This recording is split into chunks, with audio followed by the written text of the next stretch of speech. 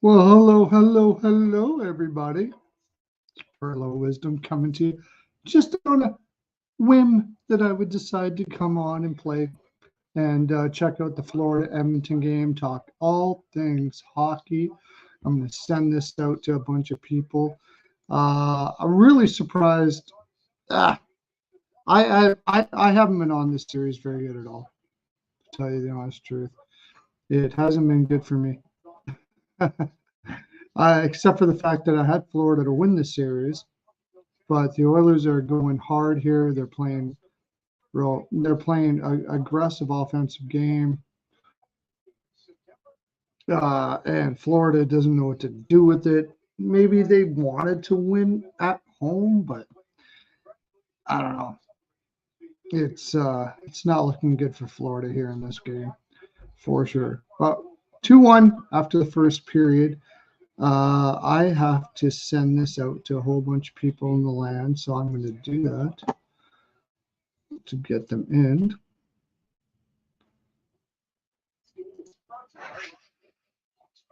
Where's my Twitter? There we go.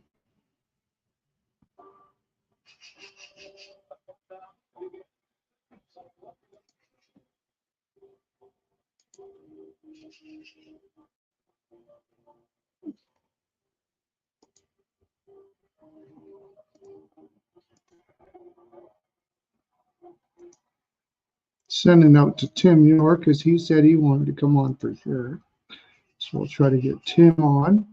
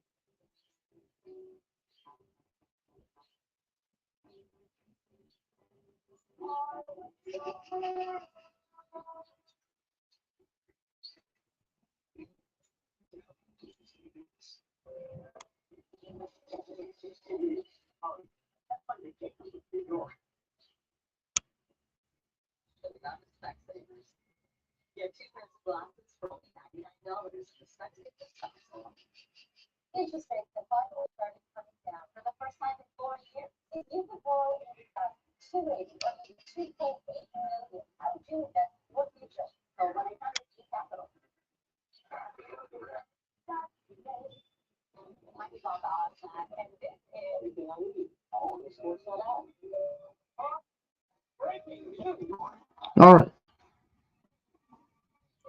It's probably York trying to get on here. Yeah. How you doing, buddy? How you doing, Perlo? Good.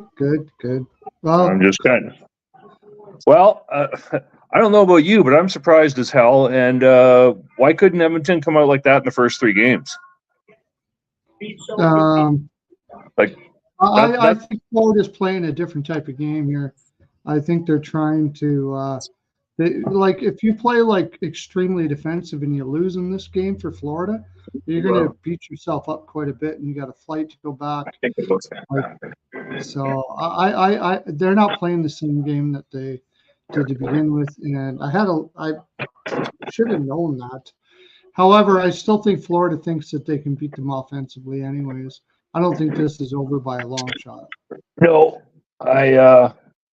I jumped on the money line for Florida at plus 220 when they were down by 2. Because I'm firmly convinced that this isn't the way this game's going tonight. Like, if the past 3 games are any indication, Florida's going to start to come on harder and harder and harder. Right? We've seen this, so I just don't know. I don't know if Edmonton can sustain what they put on the ice in the first period. Yeah. Right. Like that's my only fear for them. Right. I don't have any faith in them to do what they've been doing. Yeah, I just don't know if Florida wants to waste themselves in this game, and that's what I should have thought of to begin with. Is you got 2 games at home. You know you can beat Edmonton. You don't have to waste yourself here, and they got to fly back to Florida and so does Florida. Oh yeah, both teams do, right? Like my thing though is that like if they come out now and they play Florida hockey that they play the first 3 games, are you now going to tire Edmonton out if you go back to that stifling defense, wait for them to make a mistake? That's all they got to do is wait for Edmonton to make a mistake. I counted 5 mistakes in that first period that probably should have been in the net against Edmonton. Yeah. Right? Guys not being careful with the puck, guys, just kind of dishing it up and all of a sudden it's on a Florida stick. So if they keep doing that, then I don't see how they don't lose this game. Yeah, unfortunately, I wanted to get on earlier. Yeah, but my car broke down today. Oh, so, no shit. Yeah. Well, that's no good. So I had to go take it and get it fixed. Oh, Christ, eh? And I just got home now. Was like really pissed off. Yeah, no doubt. Yeah, I wanted to get on right when the game started, but I had a little breakdown there. So. Yeah, no doubt, right? You got to do what you got to do. Yeah. So I didn't even get to watch the first period, so I'm taking your word for it. It was a good period. It was high energy. Like you can tell Edmonton came to play. But my thing is can they sustain it? And I don't know if they can or not. So, and then the question is that is Florida? Here we are. We're just starting the second here, 19 and change here. If Florida comes out and play the way they played the first 3 games, I think the second and third period go away differently. But right, like I said this to one of the guys at work today. I said I can almost see Florida playing an 80% game tonight. If they win, fantastic, great. If not, they get to go home and they will literally put the boots to Edmonton at home and win the cup at home. But I don't like that thought process because now you're taking you're taking your opponent for granted, which is something you should never do, regardless of what sport you're in. So I'm wondering if maybe Florida wasn't expecting what Edmonton brought out in the first period because they haven't seen it yet, right? The pressure that Edmonton had on them, dude, was nowhere near what they had the first 3 games. It was crazy. And that's why I say, like, if they would have come out and played the first 3 games like they played that first period, they wouldn't be down 3-0. They might even be up 2-1 at this point. So can they sustain it? That's my thing, right? So 4-1 now. Oh shit, they are too. Look at that go. Oh, and there's a McDavid finally. All right, well, pretty much. But if you're Florida, now if you're Florida, now it goes back to win a battle, win the shift, right? Just start building, right? So, you guys, was it a mistake? Was it a? Oh yeah, McDavid got it. You know what? Actually, if I'm Florida, I pull Bobrovsky and I put what the hell's his name? The backup in. Stollers. Yeah, Stollers. Not because Bobrovsky's playing bad, but 2 of the goals have been kind of weak in my opinion. But if you put Stollers in, you kind of shake the team up. You might get a response, right? You might get what you want out of the deal. So, kind of hard to say, I guess, at this point.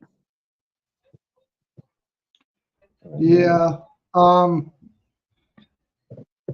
I think Florida here is just trying to soften them up for the next game. Like you just saw that hit. I don't know what it was on. I think they're just trying to soften. Like from here on out, they're just going to try to physically beat them. Yeah, down. if you want to take your pound of flesh the rest of the game, right, and you're not going to care whether you win or like that 4th goal. That's a soft goal given up by Bob. I don't know. It was off the post and in. Anytime you go off. Yeah, but Bob, he was a little bit back in his net, right? He wasn't really out challenging. He could have come out challenged because there was a defenseman right on him. So if he makes any kind of a lateral move, the defense should be able to pick him on, right? So I'm just trying to get into my account here so I can get onto a bigger screen with you, buddy. Did you send Rico a link? Yeah, I sent them all a link. Yeah. Okay, no, I was just wondering. Let's do it this way. Let's see if we can't get in this way. It's Saturday and it's summer, right? So. But he did say, yeah. Send me a. Saturday, I don't know if he's still playing hockey anymore, but he's probably playing baseball or something.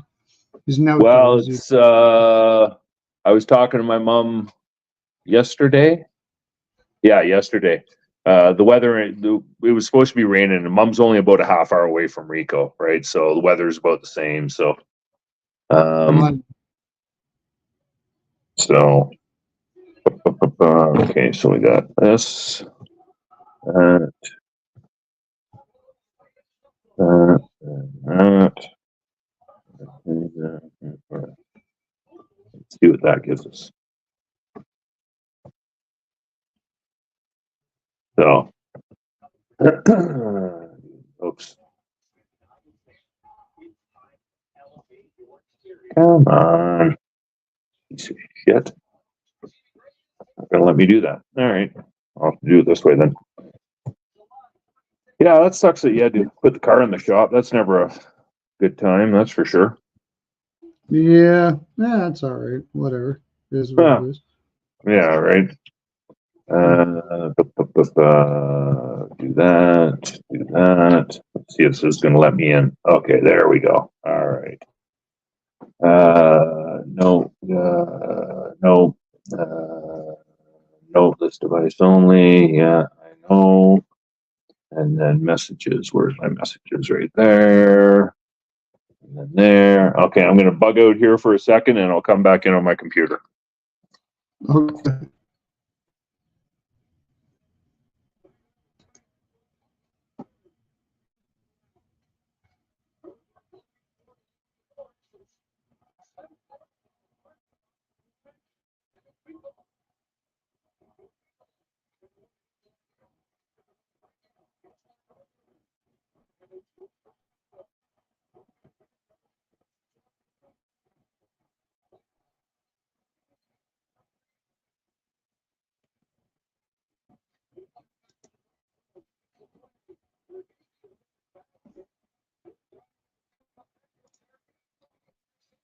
All right. So, yeah, I should have saw this coming for the Oilers. They're going to put out their full 100% effort here, no doubt about that. They're going to like drain the tank against Florida, and kind of mad at myself. I took Florida in this game, so it's just hard to not take the plus 100 when for the sweep.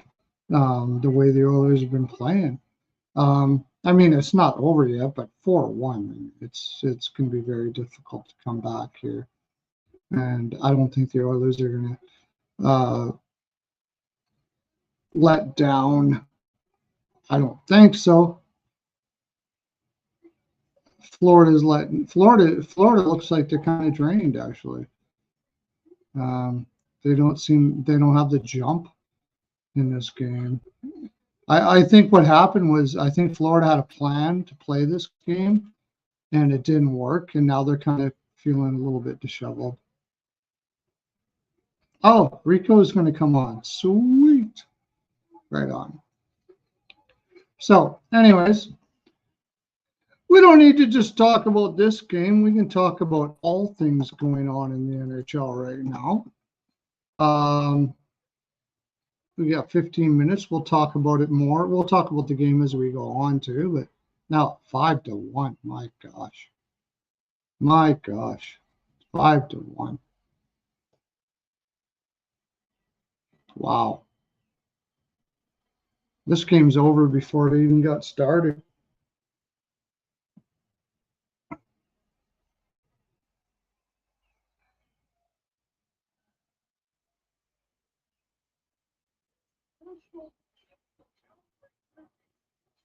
Man, I'm pissed that I didn't take the Oilers in this game.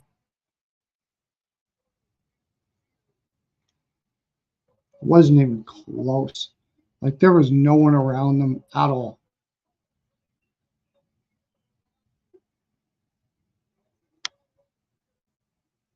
They're taking Bob out now, putting Stolars in.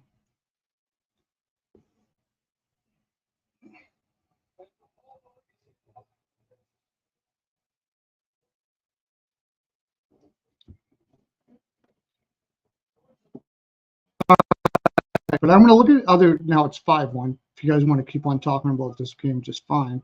We can talk about it until the day is long. We'll talk about it more. But we got other stuff going on in the NHL, so I'm going to talk about that as well.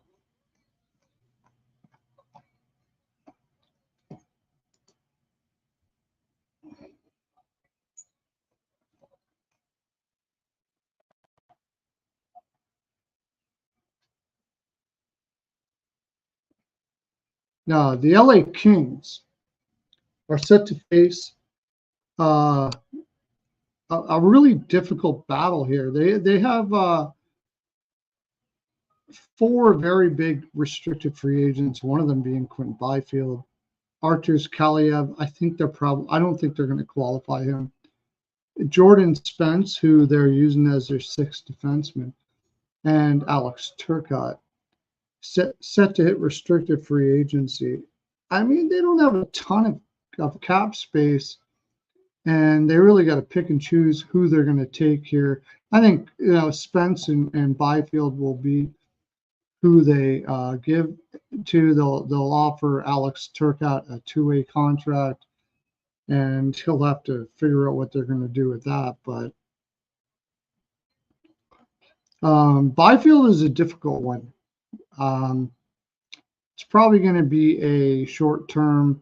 He really came on this year and became kind of like a little more what they thought he was going to be.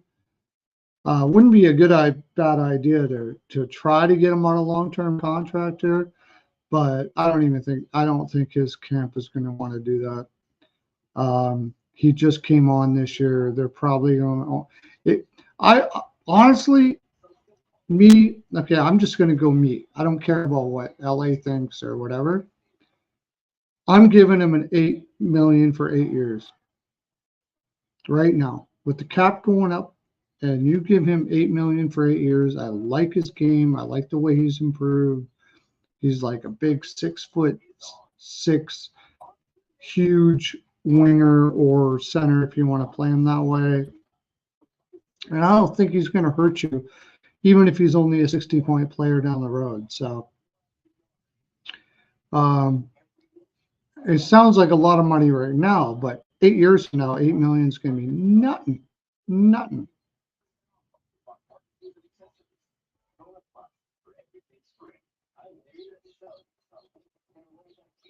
Carolina Hurricanes are shopping Marty Necas, and I don't really understand why that is. He must be asking for quite a bit of amount of money. Nikolai Ehlers wants to leave Winnipeg, and the thought is that they could swap players there. But that would mean that Necas would have to sign long-term in Winnipeg, and who wants to do that? I don't necessarily see that happening. Ehlers also has 1 year left on his contract. They could go back and forth on that, but I think he wants to go into free agency because he wants a place to play. He wants the money, but he also wants to be able to choose where he wants to play. Who wants to play in Winnipeg? They would have to overpay for him for sure. They'd have to throw him like 8.5, something like that.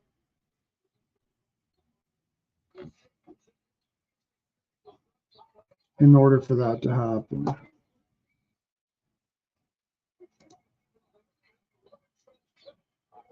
You back, Goose? Yep, there we are. I'm having camera issues here. So we're back to the phone. Yeah, I was listening to you on LA, and yeah, we don't unless something changes in the game here, we don't need to talk about it because it's at 5-1. Now it's Stolarz is in that, right? So we're all good there. I was going to start talking other hockey stuff, but yeah. I'm gonna have to leave for a second here, and I'll be right. All right, well then I'll run the gambit here. We were talking about Necas. You never know. Winnipeg might just be his cup of tea. It is a hockey town. Don't forget, lots of guys have gone there and just love it there, right? Because it fits what they're looking for, right? You know what I mean? And it's definitely, if you've never been to Winnipeg, folks, it's a whole different ball game there. Excuse me. Winters are hard, cold, long, lots of snow, and like deathly cold. Like it's that bad in Winnipeg. That's why they call it Winter Peg. But Natchez might actually just fit in there. You never know. Whether or not it's an overpay, it's hard to say. Problem is they don't have a lot of cap money, so they can't really afford to overpay for much, right? But you never know. Natchez might just like it in Winnipeg because it might give him, it might be what he's looking for in life. Who knows, right? It's a different person that lives in Winnipeg. That's for goddamn sure. Yeah. Right. Well, Dylan already said he wants to test the market, so there's cap room there. But I mean, I don't know who they want to play. I'm so mad that Cap Friendly is not going to be around for a while.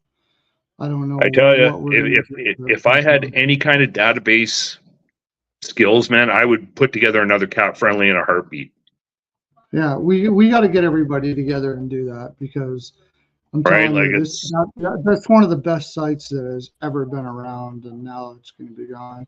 And I'm sure they got paid well for it. They would have. Oh yeah, they got seven figures probably for it, right? You know what I mean? Everybody was using it. We aren't the only ones. If you want to believe the reports, probably half the league was using Cap Friendly as a source, right, to try and figure shit out. Yeah. So that might be anybody that cares about hockey is using Cap Friendly. There's no. Yeah, exactly, right. Fantastic source, so. I don't know. I have a feeling that what's going to happen is it's going to come back up again. But Leonis realized that, I mean, this shouldn't be a free service. And I'm telling you, if they're charging $30 a month or whatever, like I was always surprised that it never became a paid service. Like, no, exactly. Why are you not charging for this? I was like, I would pay $30 a month easy for that service. So I have a feeling that Leonis just saw an opportunity to be able to have it become a paid service, and that's what's going to happen. And I'm telling you, as soon as it comes out, that I don't know what they're going to charge for it, but $20-$30 a month for that service, easy. I would do it easy. Oh, it's coming. There isn't anything close out there. No, exactly. Do you know anything close? There's a couple. There's Stat Tracker, I think, is another one. Like there's three or four sites, Stat something or other. I heard them talking about it. I was listening to 32 Thoughts, I guess was where. I think it's Stat Tracker, something like that. Elliot was talking about. He mentioned there was like 3 or 4 sites that basically do what they do, right? So it's. But there was, he mentioned 2 by name, and I thought one of them was Stat Tracker. I could have it wrong, right? Again, I listen to so many. Sorry, say that again. Quant. I just looked it up. Quant Hockey. I wonder what. Never heard of that one, but that doesn't mean shit. Maybe some of these stats they'll start, because it's possible they might have had a copyright on a lot of this shit. So all the other sites weren't able to do what they were doing. Yeah, exactly, right.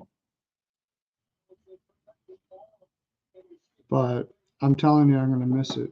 Well, I won't miss it if somebody puts something out there just as good, but. Yeah. We were talking about the Jets, anyways. So. Yep. So Dylan already said he's going to go on the market, right? Now that gives Ville Heinola a chance to finally be able to show what he can do in the NHL, and he's been stewing there for a long time. In fact, he even actually asked for a trade not too long ago because he was getting kind of antsy about the fact that he wasn't getting an opportunity. But he's a good defenseman, so it might turn out okay that way. Excuse me. Now you're looking at Sandberg in the top 4, and like they got to do a little more. You don't want Logan Stanley playing in your top 4. And no, you wouldn't think so. that defense is not looking too good right now. No, exactly, right? I think they'll re-sign Colin Miller. Colin Miller's a good little defenseman. He can play in that bottom. And Dylan DeMello, that's the big one. They got to get Dylan DeMello signed. They have to. If he takes off, they're in big trouble. He's one of the most underrated defensemen in the league. Yeah. So if they don't get him signed, you're looking at Morrissey, Pionk, Stanley, Sandberg, Heinola, and Schmidt. I mean, that's just, it's not going to do it, dude. It's not. And No, Toffoli, right? But Toffoli said he's going to test the market. yeah, I've heard that. I don't know. I can find better ways to spend the money that he's going to want. No offense to Foley, because I like him as a player. I really do. I think he brings a lot to the table. But he's what, 35 at the start of next year. What do you think he's going to bring in? He'll probably command 3. Somebody's going to pay him 3 a year. Oh, now, I think even more than 3, honestly. Well, but this is when I say 3, that's the most I would pay him. Right? If I'm bringing in Tyler Toffoli, I'm not bringing him in for more than I don't even want to say 3 years, because I'm pretty sure he's turning 35 by the start of next season. So you're going to pay a 35-year-old, and he's no Joe Pavelski. Like, he's not. He's a lot. I think so. Pretty sure that's what he is. He might be 34. I might have 1 year wrong. No, he's 32. Okay. Yeah. Then I can give him. I can give him score on a regular basis. So yeah, but still, he's going to get 4.5 to 5 somewhere. But that's what I mean. Like, if you're a team that has to spend your money wisely, that's not a wise buy. Like, that's not right. Well, I mean, I think Winnipeg probably would pay him if he wanted to go there, because it's so hard to get people to play in Winnipeg. But he's already said he wants to test the market. So, well, that's it, right? You know what I mean? Like, he might circle back. He might circle back around to Winnipeg. Excuse me. But my issue is, if I'm going to pay him 4, I'm going to find somebody 5 years younger, because you're not putting him on your first line. Maybe not even putting him on your second line. Who are you going to get 5 years younger that puts up 30 goals? I mean, you're not at that. You're going to be paying way more than that. Like, possibly. Even Nietzsche's is yeah. But my thing is also, it's so, like an overpay. But that's again, a 3 or 4 year contract. The last 2 years of that contract could look really bad, and nobody's going to take them off your hands then. So why put yourself in that position? That's what I'm getting at. Like, you know what I mean? If you're going to spend the money, spend it. You can't afford to spend it stupidly anymore, right? Too many teams are too close to the cap, right? So I can find better ways to spend that 4, 5, 3, whatever it is, right? I can find better ways of spending it than on Tyler Toffoli. Because as far as I was concerned, watching him play with Jersey and then with Winnipeg, I thought he lost a step compared to what I saw in Calgary. He's inconsistent. There's no doubt about that. I mean, he's a really good player. He's a good player. No, I shouldn't say he's a really good. He's a good player, and I like his attitude, but he's got to be in the right spot for sure. Oh yeah, you got to slot him properly, right? You got to put the right guys with him. That's the other issue, right? He doesn't drive a line. He's the kind of guy that he's kind of a weird player, to tell you the honest truth. Let me see. I'm pretty sure he's a pretty good two-way guy. I want to say that he is, but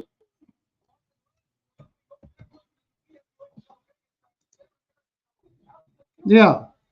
He's a good two-way guy. He's good. Oh yeah, he's a good two-way player, right? There's no. Oh, there we go. Okay, that should. Yeah, I'd have him on my team.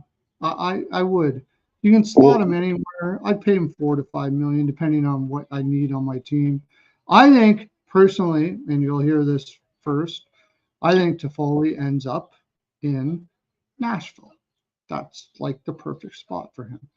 He's a Barry Trotz type guy all day. I think that's where he ends up, and I think they pay him 4.5 or 5 or something like that. That's the team. That's a lot of money for them to pay, right? Because he was a 30-goal guy. Is he still going to be a 30-goal guy? And yeah, but can you afford to have another 30 something on your team? I think he'll appreciate it. I think they'll appreciate him. Oh, he'll appreciate it because he's getting paid. I don't think he's getting long term anywhere. Like when I say the problem is that if he can get, like, he's going to look for long term, right? He's going to look for one more contract. He's, like you say, he's 32. He's going to want 4 years. Then he's going to want to go to Chicago. Chicago would probably pay him. Probably. Right? If he wants some money, if that's what he wants. Because for Chicago, he's just another Corey Perry with a better attitude. Like, let's be honest. Right? Oh yeah. Yeah. I got my camera working, so I'm going to bug out. Keep your eyes open here for 2 seconds, and I'll be ready to come back on. Yeah, it's okay. I'm sending this over to. Where's my Twitter now? Sending this over to Rico.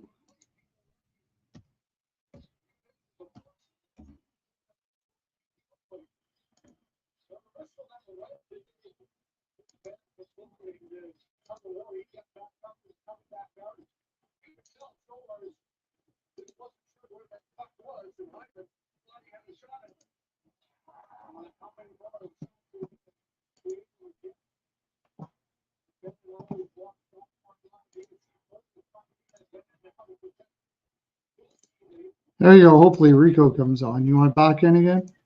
Yeah. There you go. There we go. Now I'm back on the laptop. It's just a little easier. Okay, Rico, I got you in there. I send it to your Twitter. You come on in. So, right. So I don't know. I send this out to. You're right. Like I can see him landing on a team that needs some veteran, guidance, shall we say? Right. Yeah, it depends on what he wants, though. I think at this stage of his career, he might take less to go to a team that he has a chance with, and I don't know. It depends on whether you think Nashville has a chance or not. I suppose. Apparently, they're signing Saros, so okay, they're not going to let Saros go. Well, then that means that frees up. What's their current backup? Not the young kid, but they've got Lankinen. Lankinen's not a decent. Lankinen's a decent 1B, right? So if somebody's looking for a tandem goalie, possibly like Lankinen's what, 28? Is that right? Yeah, somewhere around there. He's a good backup. Nothing wrong with Lankinen as a backup. Kevin Lankinen, he is 29. So, and his where's his contract? Hockey DB. So right now, where's his contract? Oh shit. I haven't. Stats contract. There we go. So Elite Prospects is another one. EliteProspects.com gives you the same kind of stats, gives you the contract.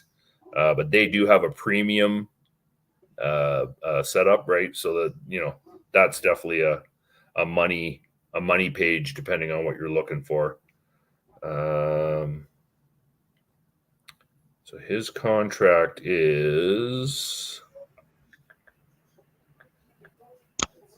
Where's his contract?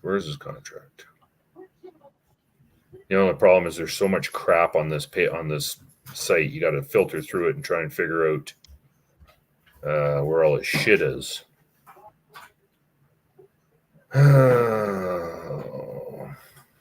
Transactions.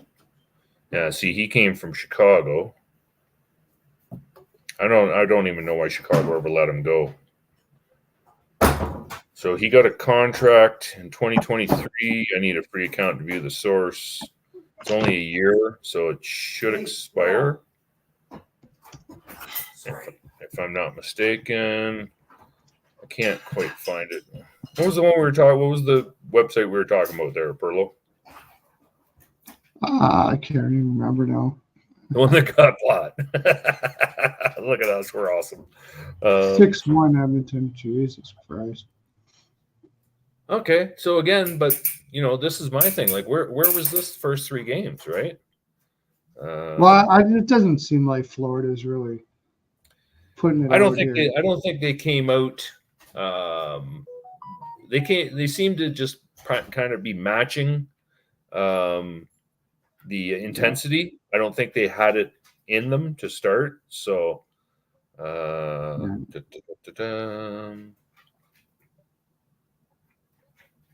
I think the Oilers are just basically draining that tank here just to get, they got nothing to lose, right? So, no, but at 6-1 now, you don't want to be playing to you know what I mean? Like you don't necessarily throw it into first gear, but you also, you can throttle back a gear here now.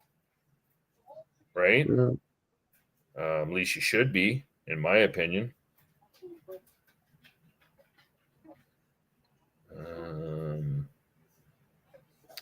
Wasn't that fucking horrible? Look at us. Minds of gerbils we are. Website bought by Washington Capitals. The whole cap friendly. There we go. Jesus Christ. Horrid. Okay. And then what else? I heard some news today. On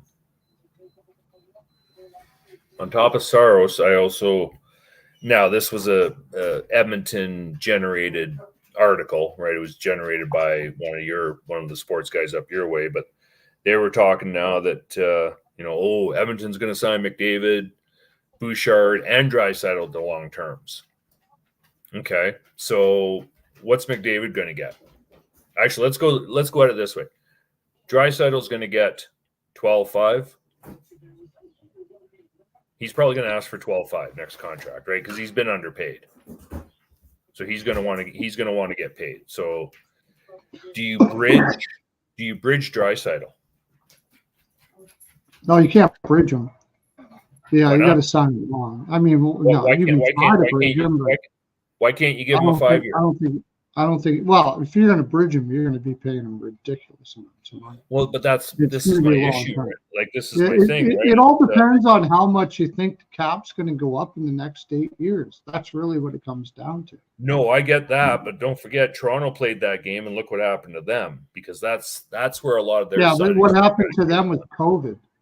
Well, I realize that, right? COVID happened to them. You know what I mean? Like I think they've realized that. The teams have maybe kind of, you can't count your chickens before they come through the door kind of deal. God damn it. There he is. Kevin Lankinen. I think McDavid gets 14 to 15, and I think you're probably right about Draisaitl, about 12. Right. Bouchard's going to be a tough one. Bouchard's going to be a tough one. That's the thing. Like, so look at it this way. So if you're going to pay 50, we'll use nice rounded numbers just for sake of math.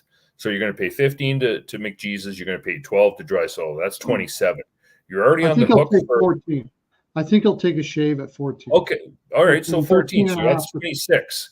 You're paying fucking Nurse 9 plus. So they're about 35. And then what are you going to pay Bouchard? Bouchard's going to want 9. So now you're 44.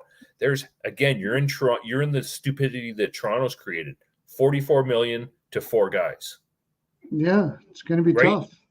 Like, you can't do it. It's a bad thing when you get really good players. You got to end up paying them. Right. I said this the other night on the Betcast with the boys, that even with the cap going up, right? Even if the cap's going to hit 100 million in the next 2 years, which it probably will, because the revenues are going up, which is good. But you can't, like, all these teams with all these stars, right? Everybody wants to be paid, which is fine. Get your money, right? You deserve it. But it should start to balance out the league. And my thinking here is that, okay, each team is going to have, in essence, you're going to want to sign a major star on a forward and a major star in your defense plus your goalie, right? So a major star is costing you anywhere from 12 to 15. Your major defenseman is anywhere from 8 to 10. Your goalie is going to cost you 4 to 6, 4 to 7, maybe, depending on the goalie. And then you build everything else around that, right? Like, so in essence, Toronto's the outlier, but they started it, so we'll use them as an example. They can't re-sign Marner because they need the money. So Marner has to go someplace else. Where's Marner going to go? All right, pick a team. Say Vegas takes him. Okay, so Vegas now has Marner, who's going to want 12 minimum. They've got Eichel on the books. They've got a lot of guys making over 9. Stone's making what, 8 and change, 9 and change, right? So after a while, these teams that all have these high priced guys, they're going to have to filter them out. They can't keep them all. So as the teams start to acquire these big guys, New York's going to get there too. Okay, Carolina's going to get there too. After a while, the bottom feeders are going to have, like, the guys are going to have no choice but to go to a bottom feeder team if they want their money. Sound good? On the player, yeah. Right? Sound good? Sounds pretty reasonable, right? So far. So then that should help the league. It should elevate the bottom tier teams and get even more parity across the league, right? Instead of the haves and the have-nots kind of deal. I think that's the way it's going to end up turning out, because again, you can't pay 4 guys $50 million. Like, it's just not going to work. Toronto's proven that.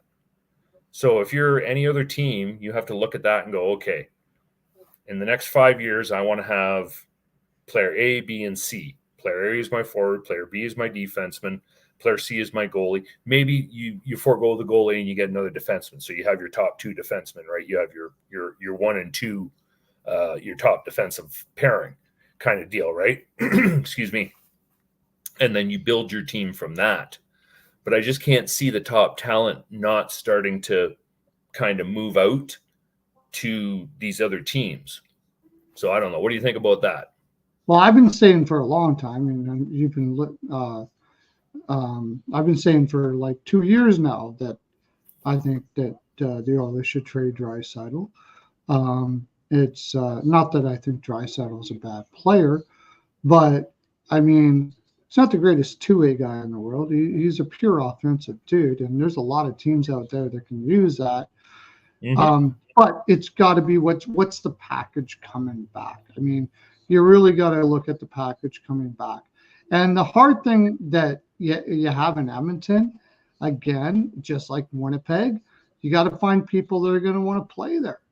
That's always the Winnipeg, Edmonton. There's a lot of. Actually, Anaheim also has a difficult time because they're not in really a good, sexy spot in Anaheim. It's actually kind of boring there.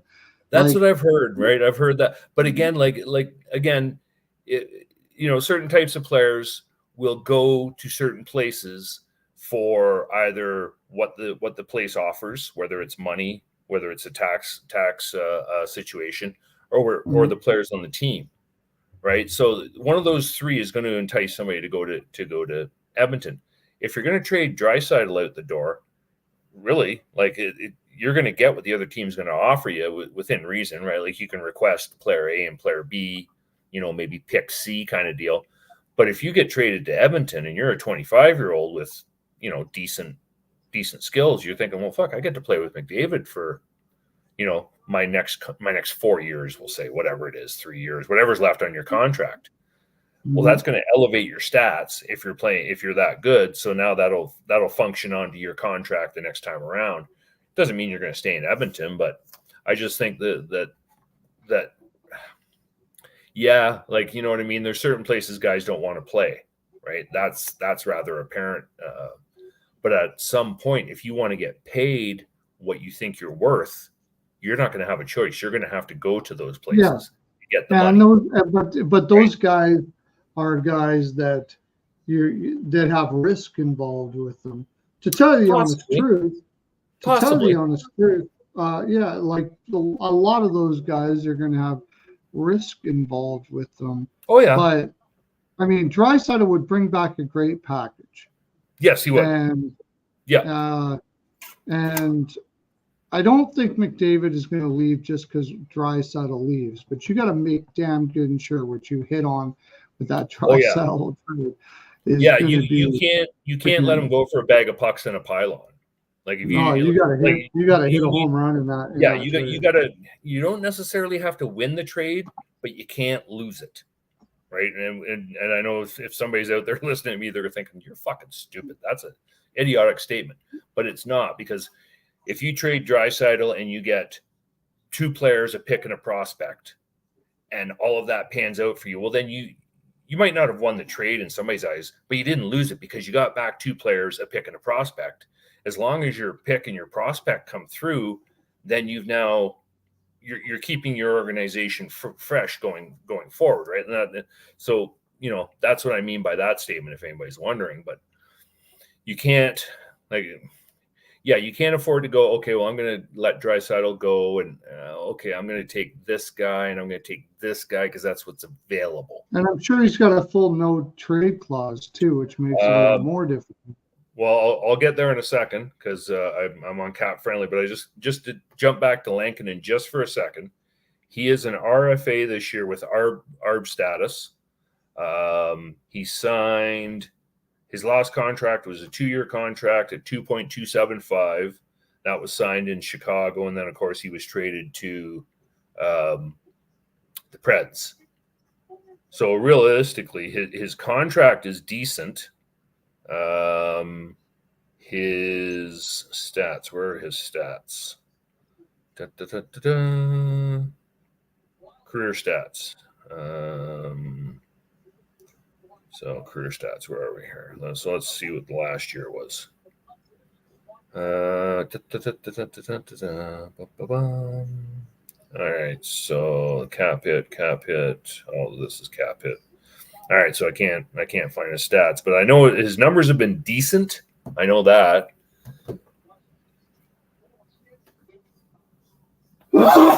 Excuse me, sorry about that.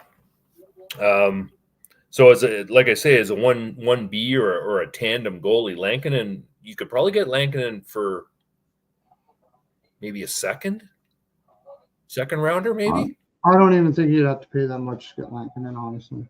And I think he's a free agent, anyways, isn't he? No, he's an RFA. Oh, is he? RFA with ARB rights. I think he'll get a third. And then Draisaitl is. But okay, let's say you go to a team like Utah that needs kind of like a superstar. Yep. I think you could get like Logan Cooley. I'd want Logan Cooley because you need a center back. Yes. Right. 20-year-old kid, 44 points already as a 20-year-old kid. Guy's got freaking skills like you wouldn't want to believe. Not the biggest dude in the world, but he's got all the skills in the world. Lawson Krause. Yep. And their first round pick this year, and Carl Vamelka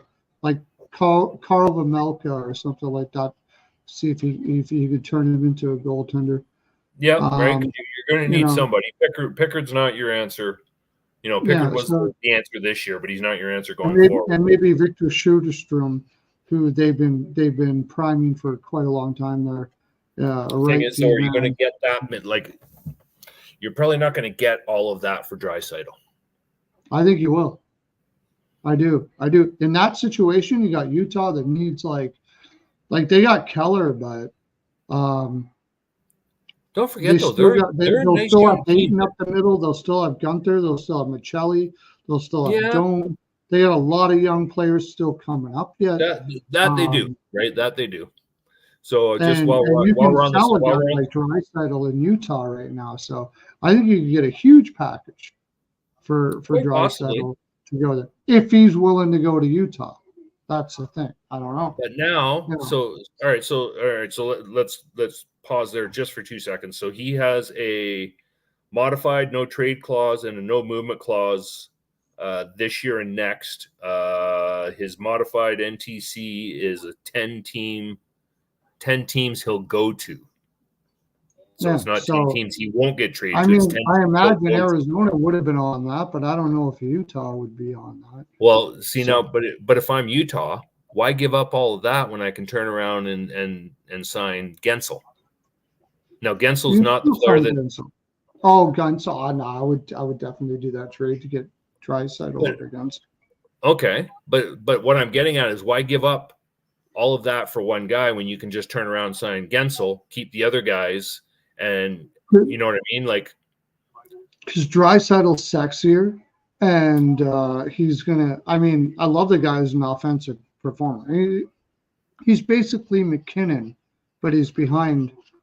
You know, like he's like him with Keller and Schmaltz, and you know, you got Gunther coming up. Like, yep.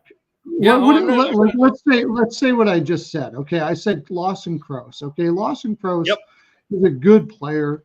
He's a good, grinding type guy. He's a guy that I really like to have on my team. No doubt about that.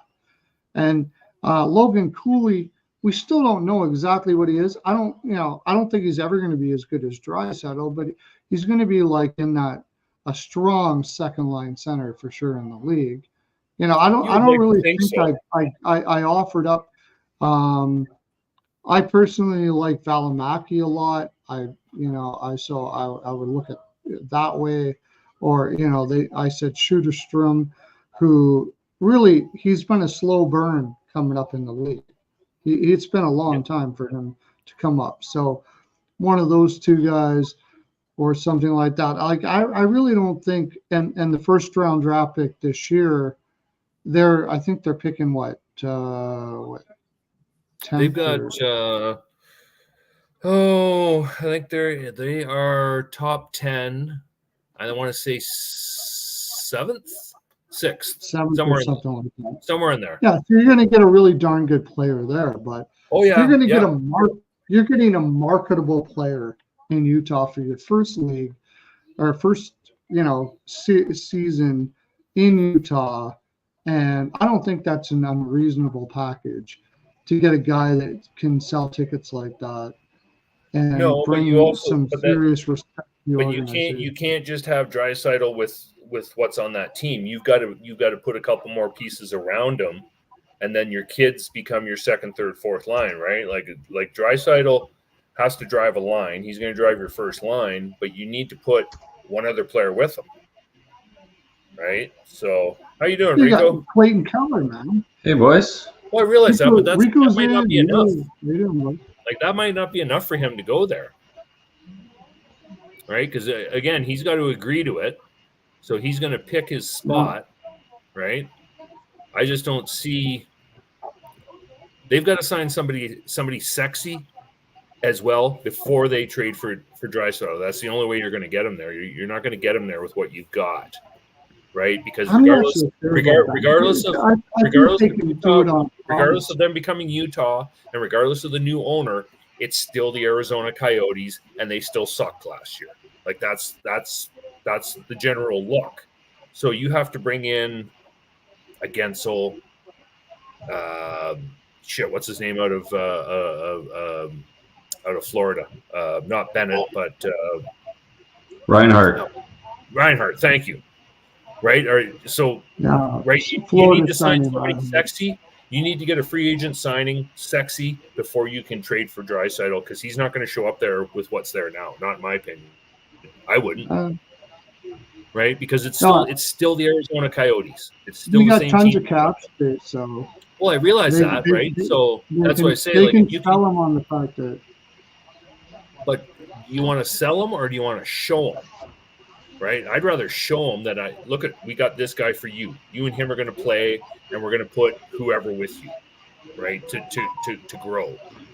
But you can't just say, "Well, you're going to play." What they're going to do is they're going to have people they're going to have players in their back pocket that they know they're going to add to, and they can say, "Look, we're adding this guy and we're adding this guy," but they're not coming unless you're coming. If we get you, these guys are coming, and you got to make that promise. But most of those guys, like you say, you better have these other two guys agreeing. Like now, you're asking 3 guys to take your word that you're going to get all of these guys, and that happens all the time. Yeah, but now you've put yourself behind the 8 ball, because and now that happens all the time. You got to sell them that we're not rebuilding anymore. Well, I realize that, But what I'm saying is, if you're going to tell Draisaitl we're going to get player A and player B, and we want you to come here when those two players get here. So what if player A and player B decide to play hardball? Well, we're not coming unless we get X. You got to have them in your back pocket. You know what you do? And you know what's the funniest thing I see in the NHL is that people saying that, well, that would be tampering, so they're not going to do that. Tampering is tampering all the time. The NHL allows tampering. Nobody gives a shit about tampering. That's the funniest thing. That would be tampering, so they're not going to do that. Yeah, bullshit. They already know. They would just tell Draisaitl, call their agent right now and tell them what the deal is. That's all. I get all of that. Call their agent and find out what's going on. And this is what we're bringing in here. And we've seen this play out before, where a player says, "Oh, I'm going to come to here," and then all of a sudden the agent makes a call to Team B, and Team B says, "Well, fuck, we'll pay you $1 million more if you come here." Then agent goes back to Team A and says, "Hey, guess what? Team B is going to give us $1 million more, so you give us 1.5 more than your original offer, and we'll sign." And the team goes, "Okay, well, we really want you because we promised we'd have you for Draisaitl.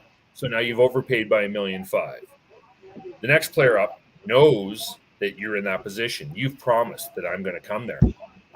Right? You're going to end up overpaying, which is not what you want to do anymore, right? You have to.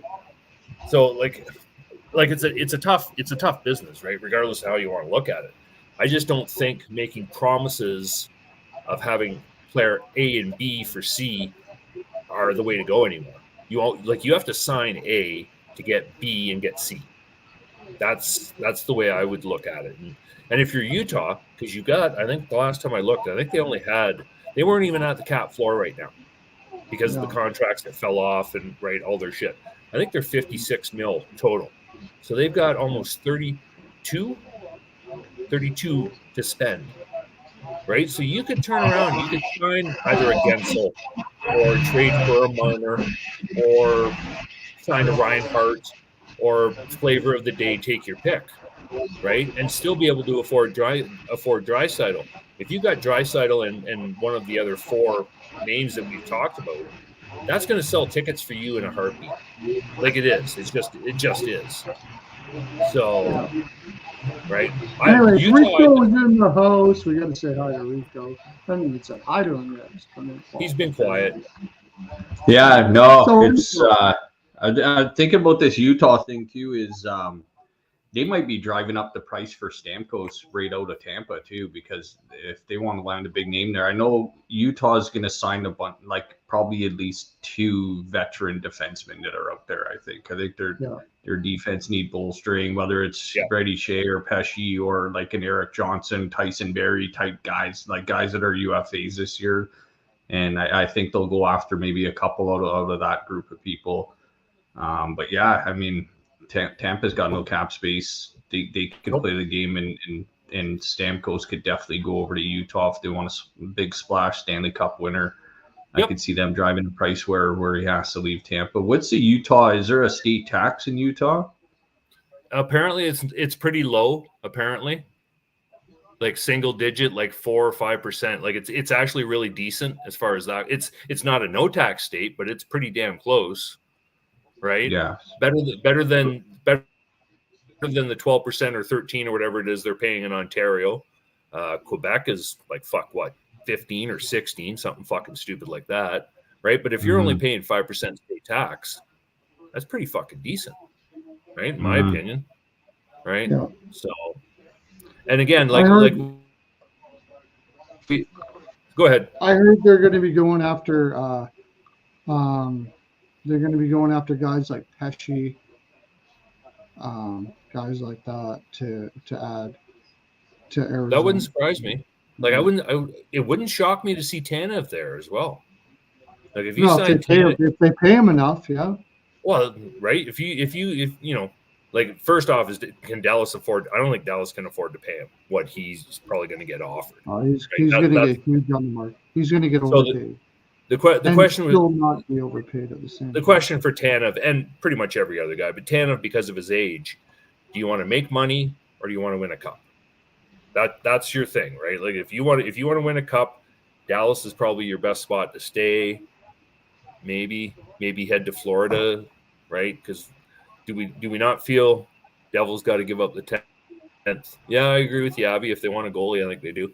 But if Tanev wants to win, he's got to basically pick a team, 3 years, pay me $2 million, right? I'll come and be a stand-up guy and try and win a cup. But if he just wants to get paid, I'll bet you Utah would pay him $4.5-5 million a year for 3 years.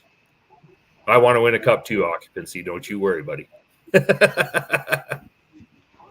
So, right, but Pesce might be like, well, I want to win a cup, and I'm going to go here or here, right? Some of these guys are either going to choose money or cup, or like, right? That's obvious, but I think for Tanev, for him, it's more a cup than money at this point. I really honestly believe that about him. So, I could see him staying in Dallas, right? Because Dallas is not, Dallas had a rough year. Allmark for the 10th. You can have him. We got Swayman. So, like, I honestly think Tanev's going to stay in Dallas because Dallas is a decent team. A couple minor tweaks, and they're going to be there next year, right? They're not going to fall off the map. Florida, I think, is they're poised if they do it right. I think they can. Can they win another cup? Like, they're going to win this year. I don't see Edmonton coming back for 4 games. I honestly don't. Maybe 1, maybe 2, but and then if Florida most of Florida is signed, right? Most of their team is signed up for the next 3 years. They could go on a run, right? Could they win 2 cups in 3 years and do a Tampa Bay? Possible, yeah, right? If so. you're right, and you can get $2 million with the obvious chance of winning a cup, why wouldn't you go to Florida? Yeah. What's interesting too is Marchessault in Vegas. Yep. And he's going to need a new home. Yeah, it's looking more and more like him not being around, or this could have been done already. It looks like. So, I mean, he's got his family there. He's got roots there. He's the original misfit. I mean, that's a big story in Vegas right now. Because they're going to be coming next year. They're going to be healthy. They're going to be challenging for the cup as well too. And Marchessault's looking to cash in as well. So, I mean, he got over 40 goals I think last year. I think he scored like 41 or something last year. So, and that's the thing with Marchessault. He can't afford to take what Vegas is going to pay him if he wants to get paid. So he's got to leave Vegas, right? He just has to, right? If he wants to be paid for his last, what is technically probably going to be his last contract, he's got to leave Vegas. He's not going to get what he wants. So there's another guy that, is Marchessault enough of a draw to, I think they will probably be their favorite. I think they will, yeah. So there's a lot of guys. There should be a lot of movement this year. There really should be. So, I think that you're going to see an epic summer, to tell you the honest truth. And I heard something on Sirius Radio today. They were saying that the goalie market was thick, like there was lots of goalies out there. There's not lots of goalies out there. There's not. It's not number ones. There's way more teams looking for number one goaltenders than there are Allmark, you could make a case that he may not even be a number one goaltender. We don't know. He hasn't actually did it. And then Markstrom. Who else? Who else is a number one goaltender out there this year? Well, there's one you could argue that wants out of Columbus as well too. Elvis Merzlikins. I could see that relationship. Yeah, but he hasn't really proven to be a true number one either. Mm-hmm. Like really, I mean, he's very high priced. You got Carolina, Toronto, New Jersey. I'm going off the top of my head here. Who else are looking for number one? LA doesn't have goalies. LA. Right? Yeah, there's 3 right there. Carolina has both their guys signed. Like, they got Freddie for 1 more year, and Kochetkov is signed for, I think, the next 3. But if I'm them, I'm not relying on Freddie. Like, I've been saying it ever since we had him in Toronto. We knew he's decent. No, they're not going to. He's not the They've made an offer for Allmark for Nietzsche's.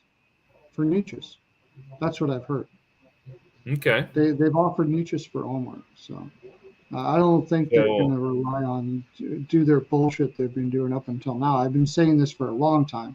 I love Carolina, but stop this. I'm an analytics guy, but the one thing I don't like about analytics people is thinking you don't need a goaltender. Vegas did it okay once. When's the last time a team has won a cup without having a true number one? I mean, well, it all depends what you want to term a true number one. Like I wouldn't have called Kemper in Washington true number one, right? There's no way I would have called him a true number one. To me, he was a good platoon goalie. He's a 1A, but he's not a number one. To me, when a number he was in one Arizona, he was great under Talkett. Guy. You could say that Talkett was the one that made him as great as he was. Yeah, he was fantastic in Arizona. So here, just before we get away from it too far, Marchessault is making $5 million this year, and he is turning 34. Yeah, it's probably going to take like another $1 million in staying in Vegas. Like, just feels to me like he's not leaving Vegas. But what if Vegas doesn't want to sign him? What if Vegas wants to, what if Vegas does their usual hatchet job and says, "No, sign, see you later, bye. We don't need you. You're 34 years old. We don't need you."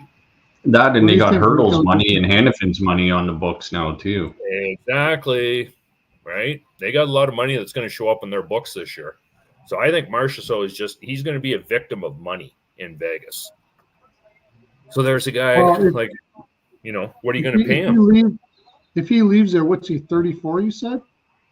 He'll be 34. He'll be 34 in December of next year. So a team that's been killed by speed. And he just scored over 40 goals, so the decline is coming. Like he peaked in his UFA year. I mean, you're just going to pay for a depreciating asset because he's going to want more than a 1-year deal there. Exactly. He's gonna want probably a 4-year deal, and he's gonna point out his numbers and say, "Look at what I did." Right? Yeah, and Vegas probably put something in front of him already, and he said no, and that's probably basically take it or leave it. And July 1st, but again, like I say, come in a hurry. Any money that they would have put in the table in front of him is being taken up by Hurdle and what's his name, right? So I don't think Vegas has the money for him. So I can see them letting him go. Right, in their usual business practice. Hey, thanks a lot. You've been really good. Appreciate it. Bye-bye. Right? We're not paying you. See you later. Bye. Because, it's just he's got 487 points in 638 games and 76 playoff games in 102 or 76 playoff points in 102 games. So he's about a 0.65, 0.7 points per game across the board, which is decent. They're decent numbers, right? But again, as we've said, he's going to be turning 34. He's going to get nothing but slower. I'm sorry. I don't care who you are, right? The older you get, the slower you're going to get as the league is getting younger and faster. So, and at $5 million, he's going to want to raise. I'll bet you 10-1 he wants more money. So, and I would too, right? It's your last contract. You're probably going to sign a 4-year, maybe a 3-year deal. So, right? Is he going to take less than 15? Probably not. Why does that feel to me like if you can't sign in Vegas, if they don't sign him, it feels to me like that's a huge Nashville play, big time. Possibly. Again, depending on what you can sign him for, right? He's gonna if he's not going to go to Vegas, he's gonna want the money. He's not going to get 8 years or something like that. But no. It's probably a 4-year max. 3 years at $7 million or something like that. Right. He got the cap space to bring him in. He's got the speed. He brings the offense. But again, do you want to be paying $7 million in 2 years to a guy that is having everybody blow around him because he's too slow? Right. This is part of the thing now. All these teams are starting to look at is where are you going to be in 2 years or 3 years? Like, why should I give his legs are going to be a problem? I mean, Yeah, I don't think. But how do you know? Like this is the issue, right? He's won a cup. He brings a lot of intensity. He's just too fast already. I mean, well, I don't know, right? Like this is my thing. Like, yeah, he's fast now, and you're paying for now, but you're paying for now 2 years down the road when now is not going to be what you're getting, right? You're probably going to get that last year. That contract is not going to be pretty, and you might need that. You might need that $7 million. Right? What's he going to be? 37. I think his legs are still going to be there. Who knows? Right? Like that's the roll of the dice with an older player. That's the roll of the dice. So I could see him in Vegas, I could see him in Nashville, and again I can see him in Utah, because I can see Utah picking him up and having him work with the younger guys, right? So that in 4 years Utah is ready for that window, right? They're going to have that 5-year window because all their young guys are now going to be 24, 25, 26 instead of 21, 22, 23 kind of deal, right? So that now you're in that window of competitiveness. You've got the vets you signed this year are going to fall off your books because you're not going to give them more than 3 or 4 years at the most. And then you should be available to a couple good free agents that are 28, 29, right? You don't mind paying them 5, 6 years, right? But I don't think, and the GM in Utah knows his business. Like, he's no dummy. He's shown that. He's rebuilt that team. They're sitting, I think they've got 13 draft picks this year alone. Wait, occupancy is calling me in the. It's crazy how much they've accumulated. Anybody, you want on or what?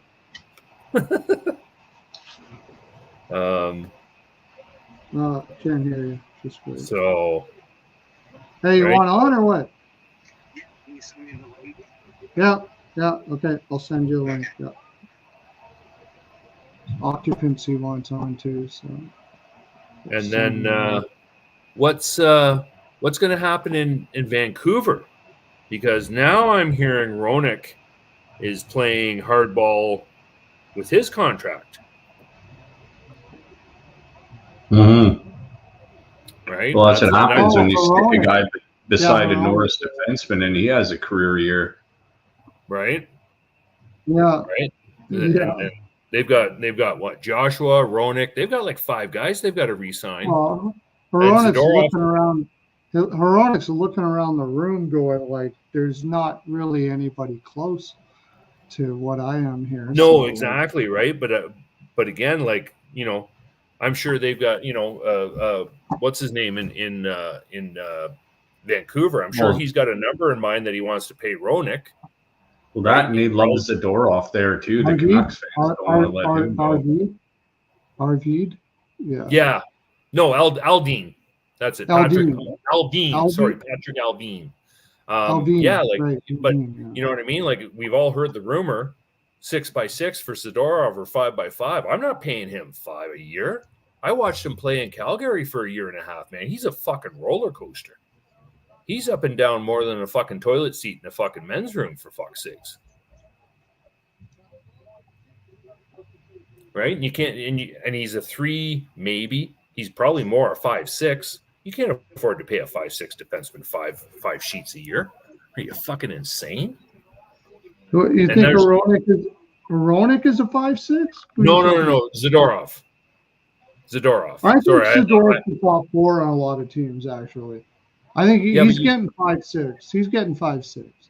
Yeah, but the team that pays him 5 or 6 is going to want to play him in their top 2 pairs. He's not a top 2 pair defenseman. That's the problem. I don't agree. I think he's top 4 and half the league. I think he's top 4 and half the league. Oh, he's look at his defense. Like, I know you're not a just Zadorov guy. But I don't mind him. I like the way he plays. What I'm saying is, you can't put the moment you put more on his plate than he can handle. You're in trouble, because he makes bad plays when he's not. He's a good shutdown 3rd pair defenseman. That's exactly what he is. He'll hit, he'll block shots. Every once in a while, he makes a good offensive play. That's fantastic. To me, that's a 5'6". Top 4 for Vancouver this year, and he played really well defensively.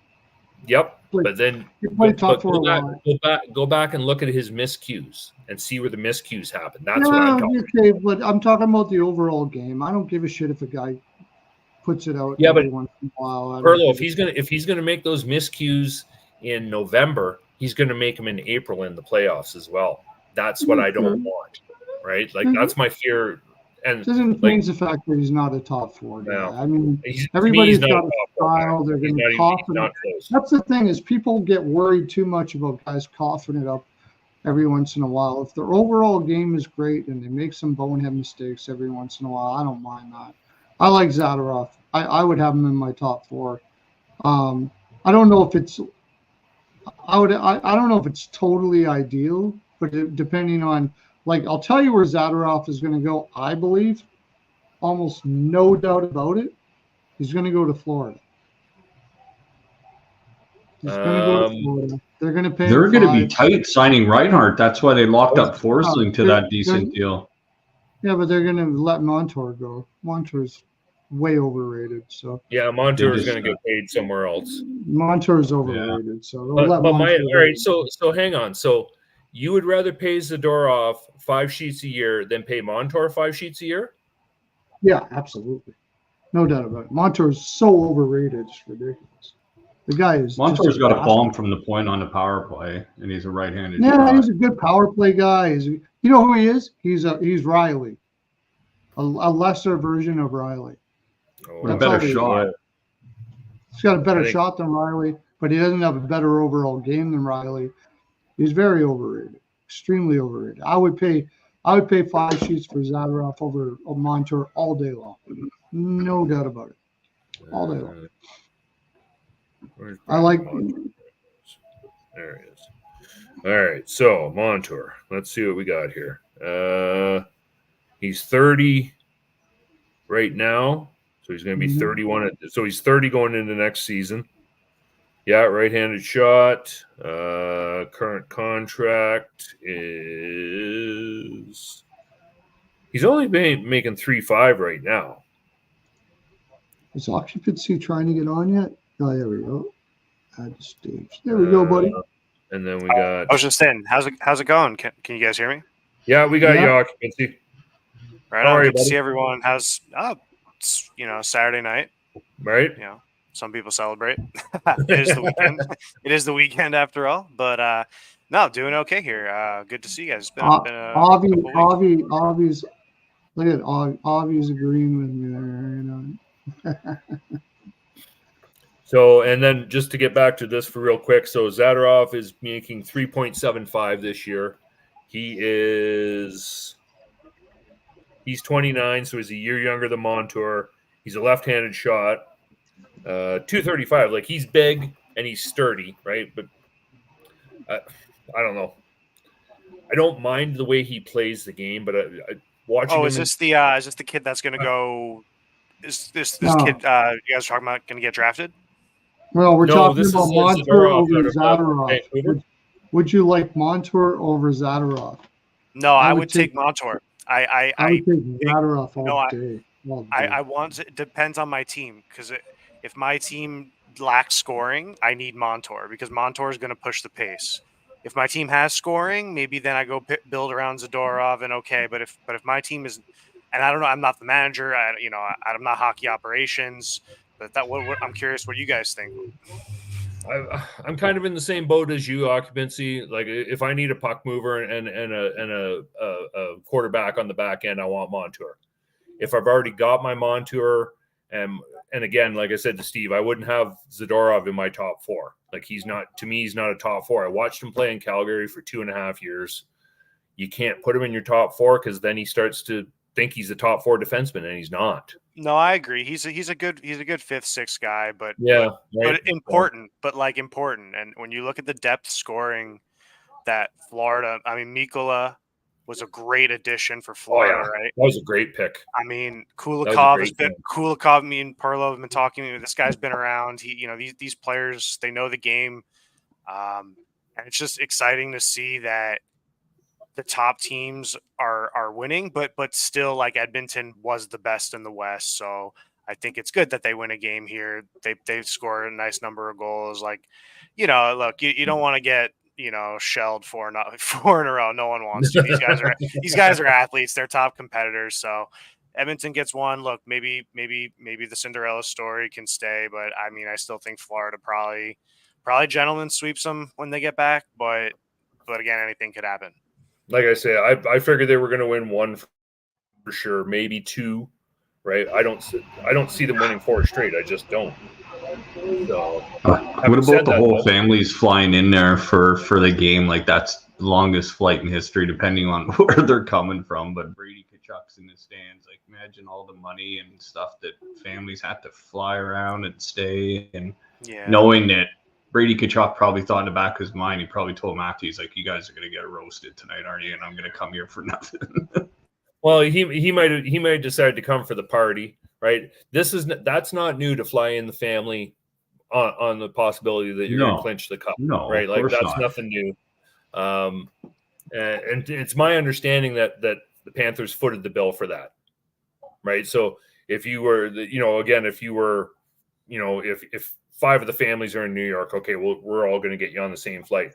But it's my understanding now that tonight they'll fly them all to Florida on a charter, right? Their own plane, boom, boom, boom, taken care of, right? The organization is picking up the tab. So to me, it's a nice move by the organization, because if you win tonight, right, you're going to want to celebrate, and you're going to want to celebrate with your family and friends. So and to me, go ahead.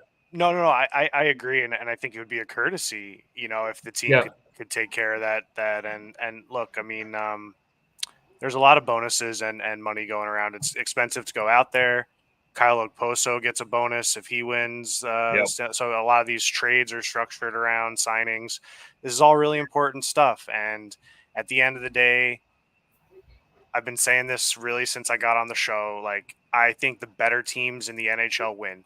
We see -300, -400 betting type odds like UFC, and like they're heavy favorites, and they're heavy favorites for a reason. And and I'm not going to be the one to try to. I just think I'm happy the way this year's playoffs went. It feels like there was a lot of justice served. Florida gets back after getting all the way the previous year. Like, I don't know. I mean, it was a good playoffs, No, I agree. It's definitely. It's played out the way it should have played out, I think, right? You know what I mean? It would have been nice to see a Cinderella story somewhere along the way, but it's always nice to be able to go, okay, your top 8 got through, your top 4 got through, your top 2 or your top 2, right? Like it's played out the way we all kind of like to see it every once in a while. Every once in a while, it's nice. Yeah, a little bit of insanity every once in a while doesn't hurt. Like the bubble year when Montreal made it all the way, that was some insanity. Right? Like that was complete insanity as far as that went. Even last year with Florida getting all the way through, like that, not many people had Florida getting there. They were out of the playoffs, I think, at Christmas time. Yeah, exactly, right. Yeah. And the year before, they got hosed as the President Cup President Trophy winners. Right. So to see that, it's like, okay, cool. Like, you made a couple little tweaks. Now, the question is, based on what we've seen here last year and this year with Florida, you look at this year called Edmonton. Do you see Edmonton getting back next year if they make the right moves? I do. And I'll tell you why. I think the West is going to be run by Dallas, Edmonton. If LA gets a goalie, maybe they can stay relevant, and Colorado, Colorado, right? But Vegas, Vancouver and Vegas. But anyway, I guess what I more mean is if they re-sign a few. I mean, look, they have a really talented core. If they make a few tweaks here and there, like replace Perry with like one of these other free agent guy, like a Gustav Nyquist kind of guy. Like, remember when he moved up? Not him per se, but like something like him where he can have an immediate impact. I'd like to see. Look. I don't hate any team in this league. Like, I mean, there's fan bases I can't tolerate, but in terms of the teams, like they're wearing NHL sweaters. They're all right, but the fan base is I got a group chat with some Rangers fans, and it's I'll tell you, it's hard. It really is, like, just because it's kind of like you're constantly going at it. No, I heard it's like I've only known them and then going at it with them in the chats. So just on that basis, I just took a look here. Cap Friendly has projected cap hit of 77, so 78 million for Edmonton next year. Yeah. Well, what do you think, Goose? I mean, do you foresee the team getting back up there? Or? To me, they need, I would say, 2 defensemen. One for sure. 2 defensemen. One for sure. They need one good defense. Like, they need a top man defense. They really do. Unfortunately, Nurse at 9'8" is not that guy. He's the number 3-4, right? No, you got he scored tonight, but I agree. Oh yeah, but you know what I mean. Like his game does have some holes. So, but you doesn't? Not everyone's. I think Nurse is going to get better. I think Nurse is going to get better as his contract goes on. I think he's just like a sometimes defensemen mature into a little bit more of a steady guy. He could turn into somebody like an Ekholm a little bit as his contract goes on. He's a young guy. Was this a down year for him? Right, like that, because his play did drop this year. It really wasn't. He's above average defensively. He's below average offensively. He's like you said, he's a 3-4 guy. Yeah, he's a 3-4 guy. And he's overpaid, and that's. But did his play this year from last year drop? And I think it did. Not really. It's about pretty much the same. Okay, all right, fair enough. So, but like, don't forget. So, you're going to lose. You got to get rid. Like, Perry's gone away, right? So I'm not going to make the decisions. I think the team. Well, no, I just think Perry's too old now, right? Like, I think we've seen that his legs don't keep up to the grind anymore. No, he could probably get a career like either coaching or even playing overseas or something. I could see him, So this, before you jumped on occupancy, actually right at the start of the show when me and Perlo were talking, we brought up Toffoli's name. I could see Toffoli sliding into Edmonton in that Perry spot. I could see that. That would be a good spot for him, but you can't. Too much money though. Well, that's why I said to Perlo, he can't expect 4 sheets a year going to Edmonton. Like, if you're going to go to Edmonton, you're going to win, hopefully get to a cup. You're going to have to take 2.5 maybe. But if you get 2.5 for 4 years, that's 10 mil over 4 years. But is Toffoli looking to re-sign? Well, he's our UFA. No, this year. He said he wasn't signing in Winnipeg. He already said that. Yeah, I heard he's looking for a little bit of term somewhere on a deal. He's not just taking his 1-year deal next year to go win the cup. I think he wants a little bit of term now. He's got a wife and stuff. And but if you're Edmonton and you go to him and say, okay, well, we're going to give you 4 years at 2.5. That's another 10, and you're going to get a chance. Yeah, I think he'd be great. He'd be great for the team. I mean, he's not going to hurt a lot. He's not going to hurt a lineup. No, he's definitely and again, like, experience and former cup winner, so on and so forth. He brings a lot to the table. I just don't, I don't think he's won his cup. Yeah, right. I can see him going to Chicago. There's another team, right? Yeah. There's a couple teams where he could end up, but like if you just look at Edmonton right now, like, you've got to replace Perry essentially. Right, you have to figure. You don't have. I mean, maybe he wants to take 4th-line minutes. He's a minimum player too. Like, he's not making any money, Perry. No, but he's also not, like, you know what I mean. They put him in for a game. They got to sit him for a game. Essentially, it seems like. So is that because they can't play him, or they can't find the spot to put him in where it works? Right. So but like I say, like, I could see Toffoli in Edmonton. I think that would be a really good fit for both parties, but it would be the money that would make that decision, because based on the cap space in Edmonton, right, you can't afford to overpay him because you got to pay Draisaitl next year, and you got to pay McDavid the year after, and you got to pay the guys got to get paid. Did you guys talk about Line A at all, or any of the other free agents? No, we haven't got there yet. No, we haven't even got into that yet. We've been discussing everything else, and we haven't even got into Line A yet. That's a good point. That's an interesting play there, because you got a guy that's coming out of the players' assistance program, and like, a lot of people are beating up Line because he says he wants a fresh start. But as a guy who went through rehab like me, that's the first thing they tell you. And I'm not saying that's what his problem was. I'm not saying anything like that. No, but you do got to change. It's better to relocate, get rid of all of your old patterns. Would Line A fit in? Would he fit in Edmonton? I don't think Line A was saying that he doesn't want to be in Columbus. I think he's following the counseling that has been offered to go off into another place. So well, that might be true, but the problem with that is he's still signed for 2 more at 8.7, yeah. 8.75. He might not go anywhere. He might exactly stay. right. Yeah. Like if Columbus so now here if Columbus wants to be a stand-up organization, says, okay, you know what, listen, it's really not working out for us and for you, that's fine. We'll get you traded. They're gonna have to chew half of that contract. Like they're gonna have to chew 4.5 each year to get him out the door. And they might even have to throw a sweetener in on him just to get him out the door. Yeah. No, I get it. Yeah. So, but the problem with that is, well, it's not really a problem, but whoever takes them, you still got to be able to find that 4 or 5 per year, right? To fit him in under your cap. I don't think Edmonton can afford him. That's the problem, as far as that goes. But they could afford Toffoli. If you can get Toffoli at 2.5, I'd rather have Toffoli at 2.5. You're not getting and Line A at 4.5. No, you're not getting Toffoli at 2.5. There's no. But again, this leads us back to our previous conversation. Are you playing for money or are you playing for a cup? Because if you're going to play for a cup, you're an older guy. You got to take a break. You're not giving up.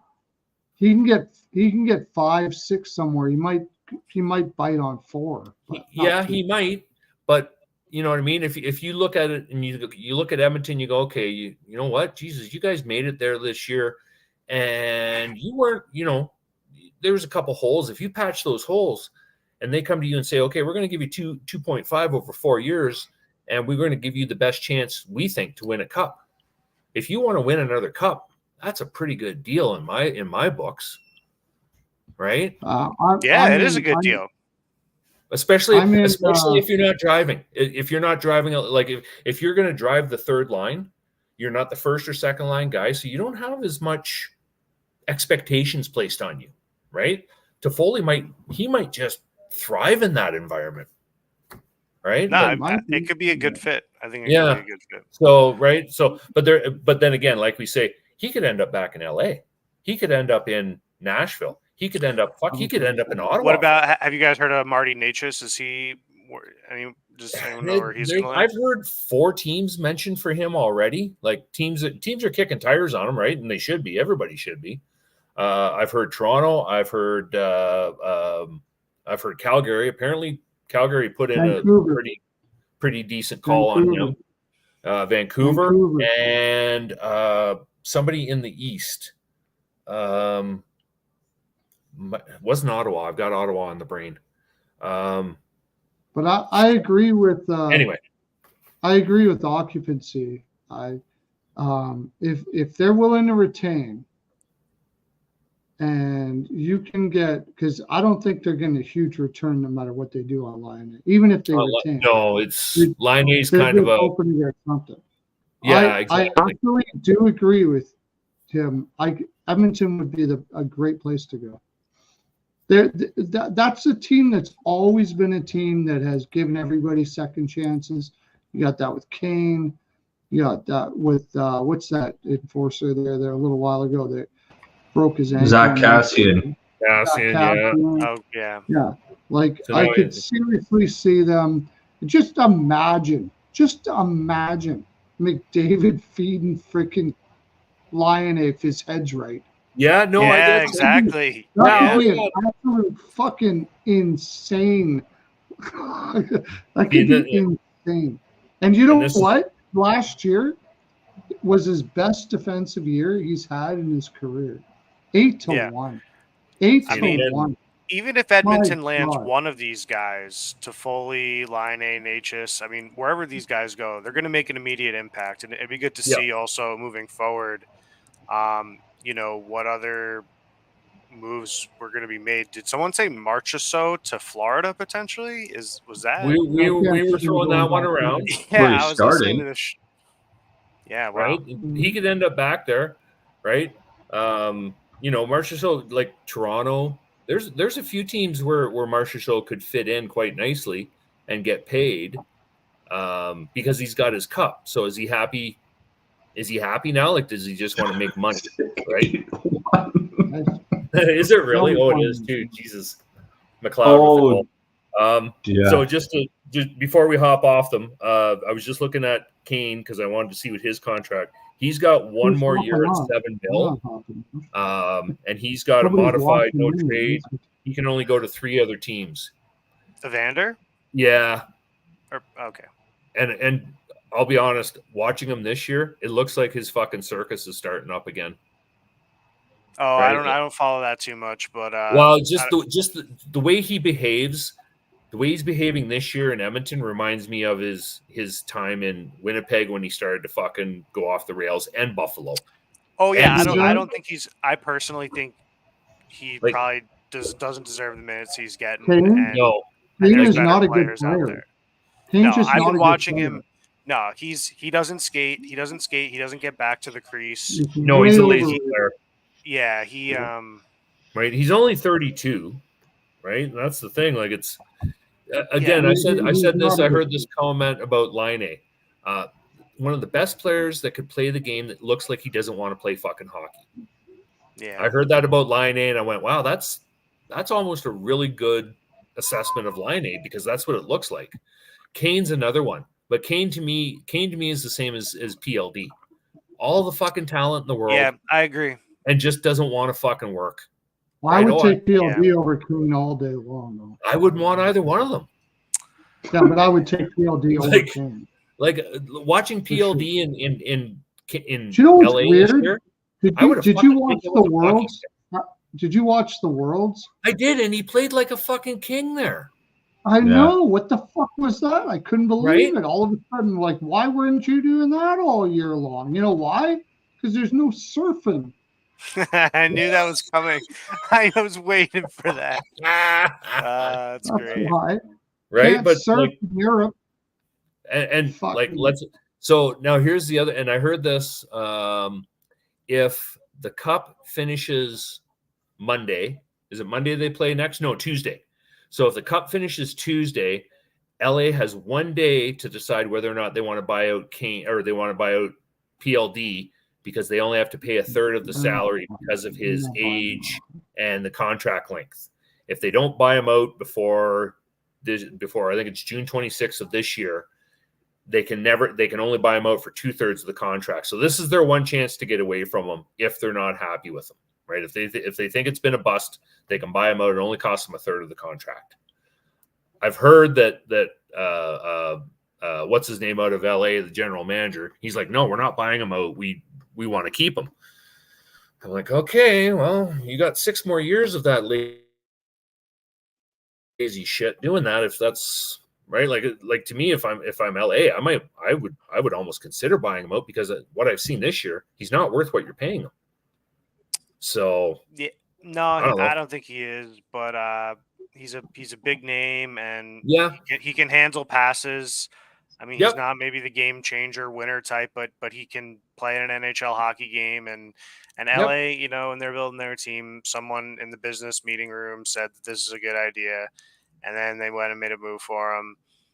And now he's, you know, paying taxes on some LA apartment. And like, this sucks, but. Right. And he's only. Okay. You guys take over for a bit. I got to grab a little bite to eat here. I'll be right back. Okay. Like, just to stay on Dubois for a second, he's only 27 coming this year. Sorry, 25, 26. Yeah, wait, where do you play juniors? He played junior in, I would say, hang on here, 2 seconds. Played in the Quebec Junior League. Yeah, he was a Quebec junior guy. And he was drafted 3rd overall. We all know that shit. 25-year-old center who's born in 98, so he'll be turning 26. Like, again, another guy that has all the fucking talent in the world, but just doesn't want to seem to work at it. Which is, I don't know. I could see him staying. I think a lot of what. Like I say, like Blake came out and said we're not going to buy him out, and that was about 3 weeks ago. that Yeah. quote came See, out. so what happened? I mean, I don't know what happened the previous years, but we see a lot of re-signings. Like people don't end up going somewhere, or they do, or what a certain I think development too is with the new Utah team. Because if they're going to keep their core, or do they let one or two big names go? Because they have a pretty good roster. I don't know if you Yep. guys keep. Yeah. I think you were talking about that before. I didn't catch. Yeah, we were. I didn't catch the whole thing. We touched on them. We were saying that we were looking at Draisaitl. That's how we started there. I said to Steve, I'm like, okay, can you afford to sign Draisaitl at 12.5, whatever he wants? Like, say he wants 12. Yeah. Can Edmonton afford to sign Draisaitl for 12? My argument was they can't. And he said, okay, well, then we would trade him. I said, okay, well, you get a decent package for him. He's like, well, I'd trade him to Utah. And then he started to name. I'm like, okay, but if you're Utah, would you trade 5 guys to get Draisaitl, or would you turn around and sign Reinhart, what's his name? Gensel, or Nathan. Draisaitl is a great player, but so are the other guys. So if you're Utah, do you trade 3 guys, 5 guys to get Draisaitl, or do you just turn around, throw the money at Reinhart, and keep what you've got? Because I really do like Utah's team. They're nice and young. I really like Utah's team also. Right. I think they need a goalie. I don't think Vejmelka's the answer there. You don't think Ingram's good? Ingram's decent, but again, I think he needs somebody else. Like I don't think Vejmelka's the answer. So I'd like a better goaltender. 1A, 1B. Ingram was like top 10, I think, in goals saved above average and shutouts. I think. Yeah, no, and like he had a good year. My question is, can he sustain it? With the defense that they have, I would say no. Right. So, but if you're Utah, then you want a defenseman and a good. Oh yeah, I take a Klingberg if he can make it back, or someone like that. See, if I always look at Pesce. If you're going to sign somebody, if you're going to give him the money, Pesce to Utah on a free agent contract, and then maybe pick up Natchez for 2. Like Natchez, you could probably get for you're probably gonna, with what you would sign for Pesce and Natchez, you're probably it would probably just be a little bit more than what you would have to pay Draisaitl on an extension, right? Probably somewhere in that area. So right. So, but I think Utah had, and I was saying, I counted, I think they've got 13 or 11. 11.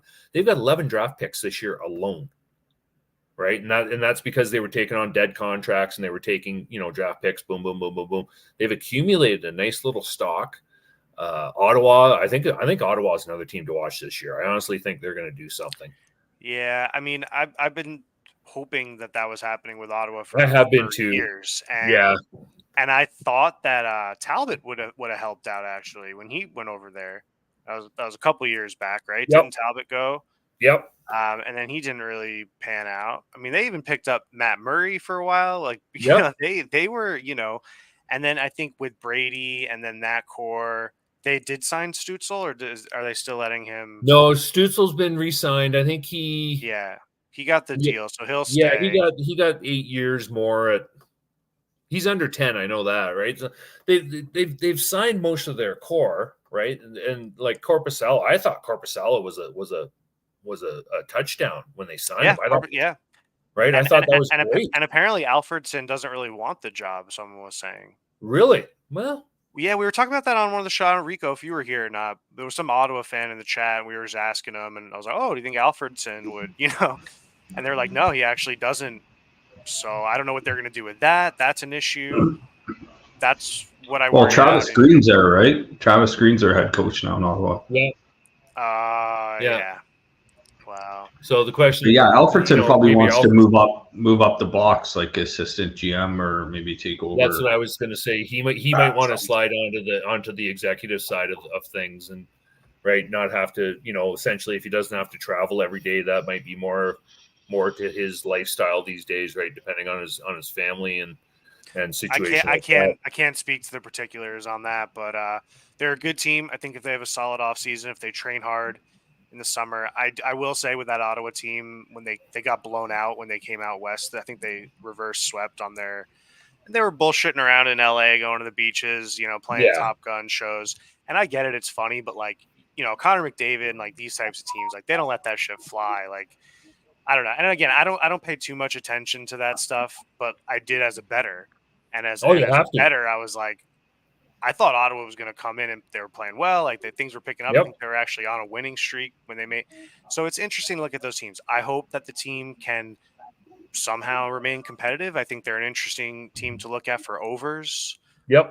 Moving forward, but they're an interesting team. And say Pearl, we were just talking about just a couple moves. Alfredson said himself. He said he wanted to be an assistant for a couple of years before he became head coach, but he definitely wants to become a head coach. He just doesn't want to take it on right now. He wants to be an assistant and he wants to learn the ropes and all that kind of stuff like that. Maybe he wants to wait till the team gets a little better. Maybe, but it makes sense for a guy like Alfredson who I believe he believes that you got to earn your stripes before you can actually get in and be a head coach there. And I think that's what he's never been a head coach before. I think he's just doing the right thing and earning his stripes too. Yeah.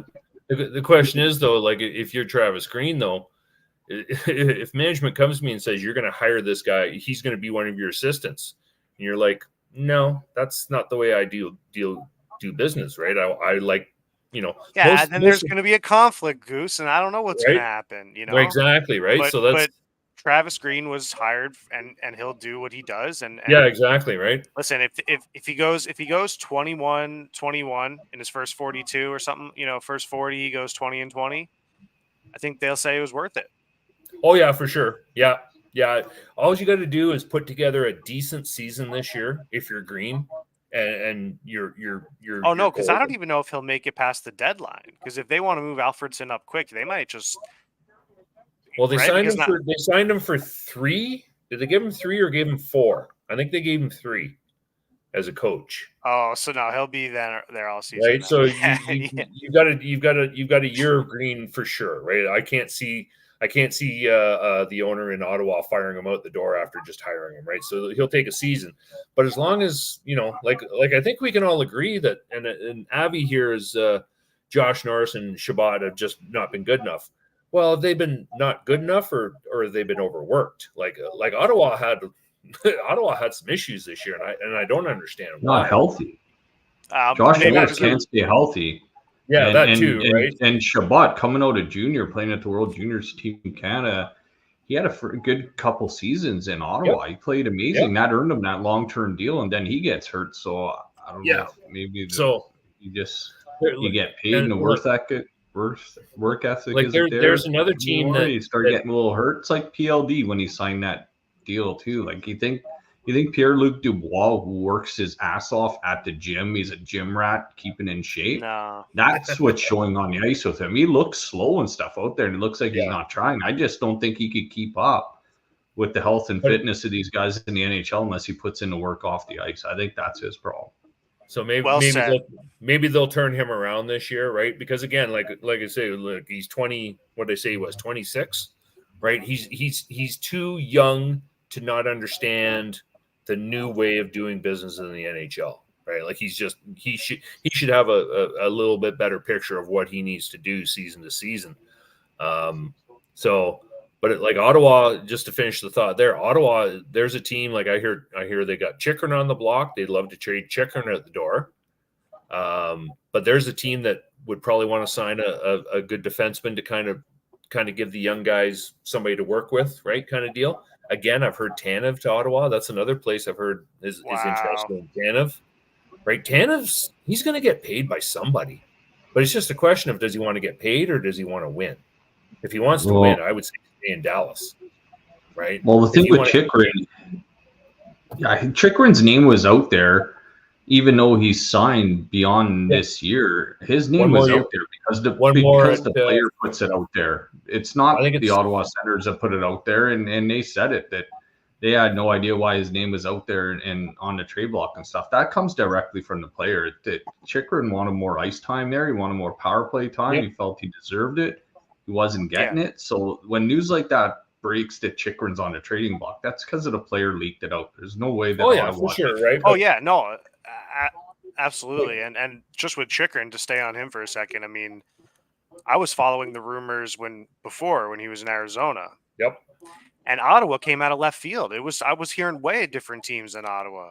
Yep. And something last minute came and then there he is. And I'm saying, okay, well, what are his props looking like? And and he had some good odds on him. For a while, he was a good moneymaker. He really was. Let's also not forget that they don't have any goaltending either, and that's like the hardest thing. To be able to right. That's what we said that as well, right? Like, we thought, I honestly thought Korpisalo was going to be the kind of the good way to go, and they're into year 2 of $5 million each, right? They're kind of hard to put. I don't know off the top of my head. No, yeah, it's kind of hard. I think it was 4x5. Yeah, it's hard to put a system together if you don't get a save. And that's look at New Jersey this year too, right? You're not getting a save. Forsberg is below average. Korpisalo is I don't know why anybody thought that was a good contract. He's not here yet, but that I think that's their biggest problem. They have no goaltending. So you can add that to the teams that are looking for a number 1 goaltender. The problem is you got Korpisalo at 5. Something like that, yeah. 5 something. Yeah. Well, that and they're playing Sanderson 23 minutes or whatever a night. They're just basically playing this young kid that they signed to a long-term deal, and Shabbat. They're both left-handed shots, and then Chychrun's there. So there's just something's got to happen on that blue line, and it just seemed like when you break it down, that Chychrun's the odd man out, and you could kind of still get something for him. Yeah, and Sanderson and Shabbat are good. I mean, I think they're good players, and I think. Yeah, they compete. I mean, in the NHL, I remember Sanderson went on that run early in the season, in the fall. So, I like that team. I think they're an interesting one. And I mean, New Jersey keeps coming up, and I just have a certain opinion on it, and I'm curious to hear what you guys think. And do they need to make more re-signings, or are they just going to stick with what the roster was at the end of last season? I mean, you got to get goaltender. They have to get a goaltender. But they have three on the books. Goaltending and get Dougie Hamilton healthy. Hamilton healthy, definitely.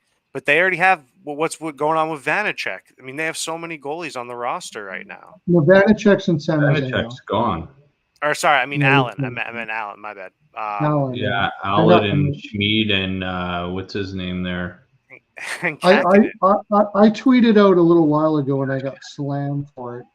That Schmid, what's that young defenseman that they have there? Check it out. Sharangovich? No, just wait. Nemec. No, Seamus. Oh. He's a second-round pick that's really kind of flew over the rate. He's really progressed very well. Okay. And the first-round pick for Markstrom, and everybody was like, "No, Markstrom's not worth that." Okay, well, what are you getting? You need Markstrom was 4th in goals saved above expected on a Calgary team that was complete ass. All right, I know he's 34 years old, and you're going to have to eat it a little bit, but no, Markstrom's good. I think I agree with you, Perlo. I mean, I think everyone would pretty much. I mean, Markstrom certainly a capable keeper. I just don't know if he wants to move, because what if he wants? I think a lot of these guys don't necessarily want to leave their team and just stay with them. He was willing to go to New Jersey, and if I'm Calgary, go for number 1s out there, and that's why I was listening to Sirius Radio. I've been listening to all these. Oh, the market's flooded for goaltenders. No, it's not. What number 1 is there out there? Samsonov? Like what do you got for number 1 goaltenders out there? Allmark, maybe. He's never been a number 1 before. I think he might hold the load.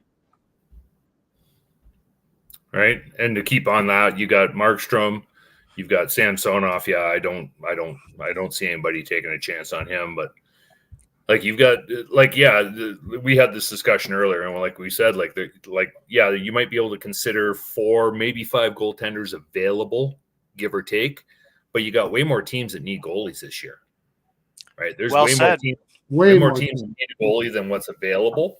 So if you're going to pay, like if you're going to trade for a goalie, you're probably going to overpay. Like I think that's probably what the boat is going to look like. Especially once you see, like if you see Ullmark and Markstrom fall off the board real quick, you're get pretty slim after that, really, right? So yeah, look, there are gonna be a lot of A and B systems. The comment that you had up with the Devils are gonna be 100% back. The one before, with playoff Dougie Hamilton being out, huge Jack Hughes missed some time. I mean, I agree with that. That they're going to be much improved with that, and they have a core that if they keep their signings, I don't have the roster up, but I think if they keep the signings that they made, they'll compete. I mean, they're not. I'm not saying they're going to be like a shoe in or a shoe out. Like, I mean, I think they're going to be a wild card team. I mean, that Metro division or fighting for one. Yeah, that Metro division is so tight going forward. Like it really is. I mean, with adding Markstrom, that team could really go far. I think that makes team, a big difference, right? If you can get an established goaltender in there, with I think with Siegenthaler healthy, right? You can go with Bratt, Meyer, and that's the way I look at it. Ishier on a line. Yeah, it's hard. And then Hughes plays with. Well, are they bringing back? Who's on that second line? I mean, they had. I don't think their team is actually in pretty good. Andre Palat, I know, was playing for them for quite a bit, but he was in and out. Halla plays up there. Well, Halla has a cup. Halla has a cup, right? No. I think he might. Does he? With who? Eric Halla. He might. Halla is essentially who New Jersey swapped for Pavel Zacha. They were in the same kind of role in New Jersey. Yeah, Rico, good point. But Halla hasn't won a cup, has he? I don't think he has. Maybe not. Maybe he was in one. Might have been in one. Yeah, I don't think he's got a ring yet, though. So I'm just looking here at Jersey. Jersey's going to have, based on what they've got, what shows here, they're going to have 19 mil in cap space. They've got 8 open spots and total of 16 contracts they can fill. And then recalls, assignments, injuries. You've got Meyer that was hurt. He was with the shoulder. Lazar was cleared as of the end of this season. Nozak was cleared at the end of this season. Kaapo Kähkönen, which is a goaltender. I don't know why they ever got him, but that's beside the point. And then Nolan Foote. But wasn't Nolan Foote part of the junior issue? Was he not on that junior team that was? You might. No, he got cleared. He got cleared on that. Okay, but he was on that team, correct? Like he was part of that. On the team, but he totally got cleared. So is Shane Wright, I think, or no, not Wright. The other kid that was. I heard the name the other day. They were talking about Mace McLeod from New Jersey. He was named in it. Like he was one of the guys that were dealing with it. Yeah. Thank you. Yeah. So just looking at it, Eric Halla. See, Halla is going to be. He's got 2 more years left on his contract. Nozak, Tierney, Dawson Mercer's an RFA this year, so they've got to get him re-signed. Dawson Mercer is going to walk. You think? I think. Well, he's an RFA, so he can't walk, right? Not this year. Not this year. But yeah, right. So he's got. You think he's going to take off? Yeah, because he can get better. There's so much depth on that New Jersey lineup that he probably thinks he can do better somewhere else. Right. Oh, but he's an RFA, so he doesn't have I know, a lot of. I mean, he's going to take a short-term contract. He's not going to sign long in New Jersey. I agree with. Well, if you're Jersey, though, would you dangle him? Yeah, I think they could. Right? I think they should. Right? He's streaky. He's good for a bit, and then you don't hear from him. Like if you want that goaltender, Mercer might be the one player that you could dangle with say like a second, maybe a third rounder. That would get you either Ullmark or Markstrom. I'm still convinced it's going to be Markstrom in Jersey. Well, why isn't Ullmark going to stay in Boston? They can't afford him. Apparently, they can't afford to sign him. Yeah. Why not? He's a UFA. They're cap space. They've got cap issues. They're going to be. They're going to give. They're going to give. Are they still paying Lucic? Somewhere around. They're going to give Lucic comes off the board this year as well, but they've got to pay Swayman, and they figure Swayman's going to cost them $6. I think it's winning right. More so than that. The thought process is that but that the problem is that also Ullmark wants more, right? Are they still paying? Are they still paying Krejci? No, I think Krejci comes off as of this year. I think he's off. So they're maybe going to have cap. I mean, does Linus not really want to stay either, or it's not really up to him anymore? I think he wants a raise. Oh, he's looking for more money. Yeah. Oh, wow. Okay. Right. Well, he's a UFA and he's a Vezina winner. Yeah. Okay, you got me there. Yeah. No, right. I don't agree with it myself. Right. Like do I think he's a $5 million guy? No, not really. His years in Boston have been platoon. Right. That's the way he's played. Do you pay a platoon goalie $5 million a year? I sure as fuck don't. I'll tell you what. I would take him over Georgiev. Oh yeah, no, I'm not. Oh yeah, me too. Yeah, I have no issues with the guy. What I'm saying though is, and you said it yourself, Pearl. He's only ever been a platoon. He's only ever played half a season in the last 3 years. So can you afford to pay a 42-game goalie $5 million a year? No, you can't. Unless you're a team with cap, a good cap. Yeah, but if you've got Pasternak, who's making what was he 12 this year? I think he's 12 or 11 and a half, whatever it was. Right, like their cap has gone up ever since Bergeron retired because the younger guys are like, I want my money. You're going to pay me. So Boston kind of finds themselves. Do you think like Frederick and those guys are going to get paid too, or? They will when the time comes, right? That's the one drawback to this kind of to the NHL is not many players don't get paid when they go from RFA to UFA, right? They automatically gain a raise because if Team A is not going to pay me, I can go to Team B, C, D, and E. One of them is going to give me what I want, right? Somebody's going to pay me what I want. So that seems to be the way of the world. We were talking the other day, me and two other guys were talking about Marner. So somebody said, well, Marner should sign for 11. Like he should sign for what he's making now. I said, why? Why would he do that? He doesn't have to.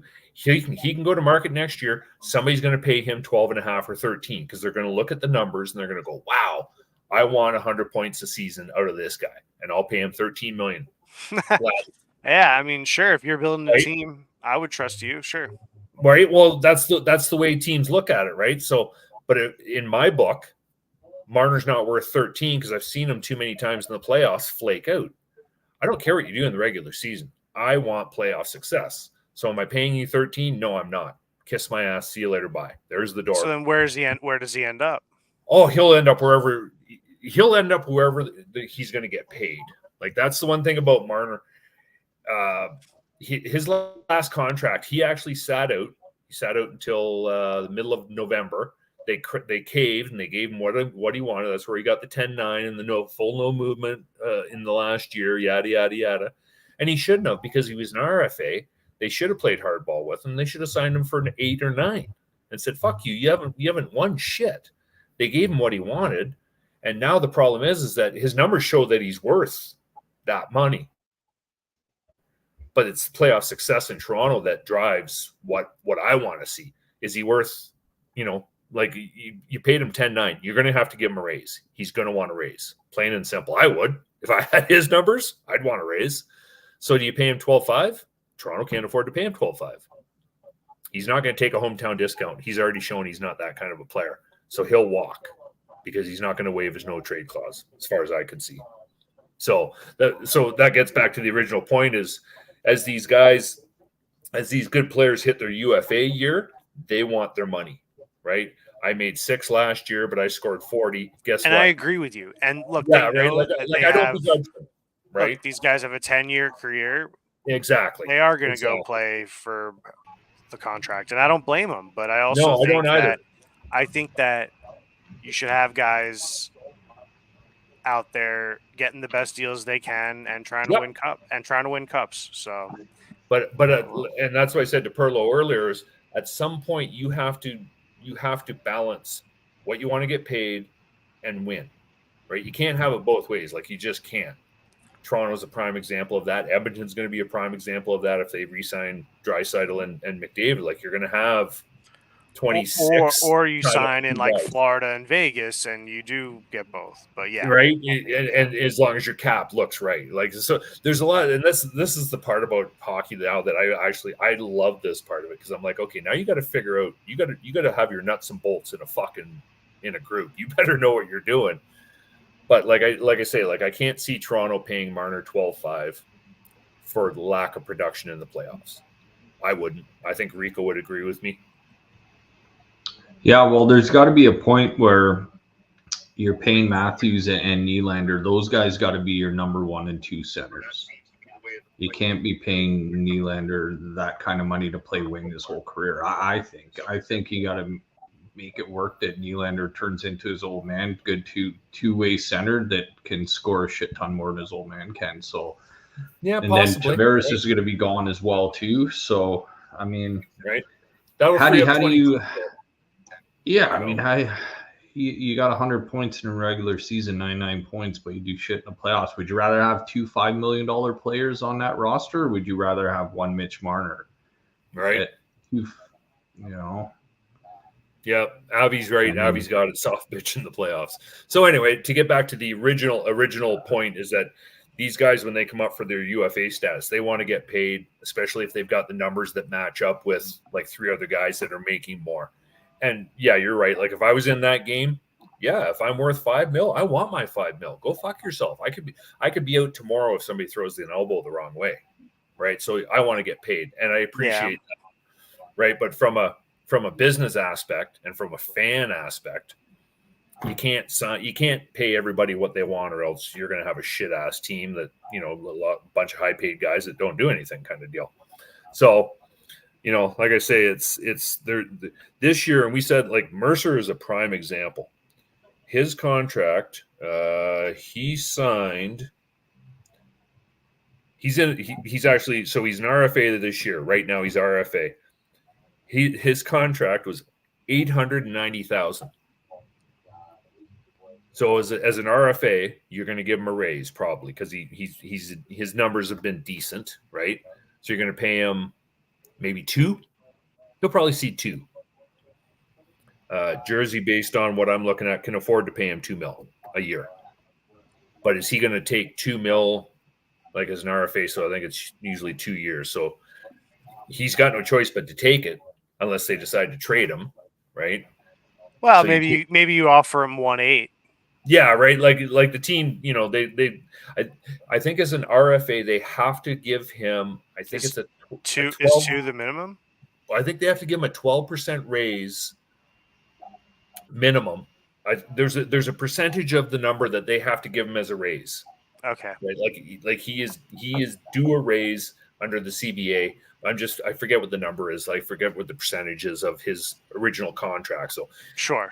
We'll take a base of $1 million. So if you're making $1 million, it's like 15% more on your RFA year. Okay. So right. So I think that's kind of the way that's the easy math or the straight math. Now, if the team finds that he's worth it, okay, well we're going to pay you 2, and we're going to pay you 2 for 3 years, or if we want to get into your UFA, we'll pay you 4 for 6 or whatever, right? Whatever the numbers end up being. But we said it earlier, like this season, there should be there should be a lot of movement. There should be a lot of interesting transactions going on, because a lot of teams don't have a choice, right? Roenick in Vancouver apparently is playing hardball. Okay, so you sign Roenick, but if you sign Roenick, you might not be able to sign Joshua. Well, now Joshua is a free agent, so he can go somewhere.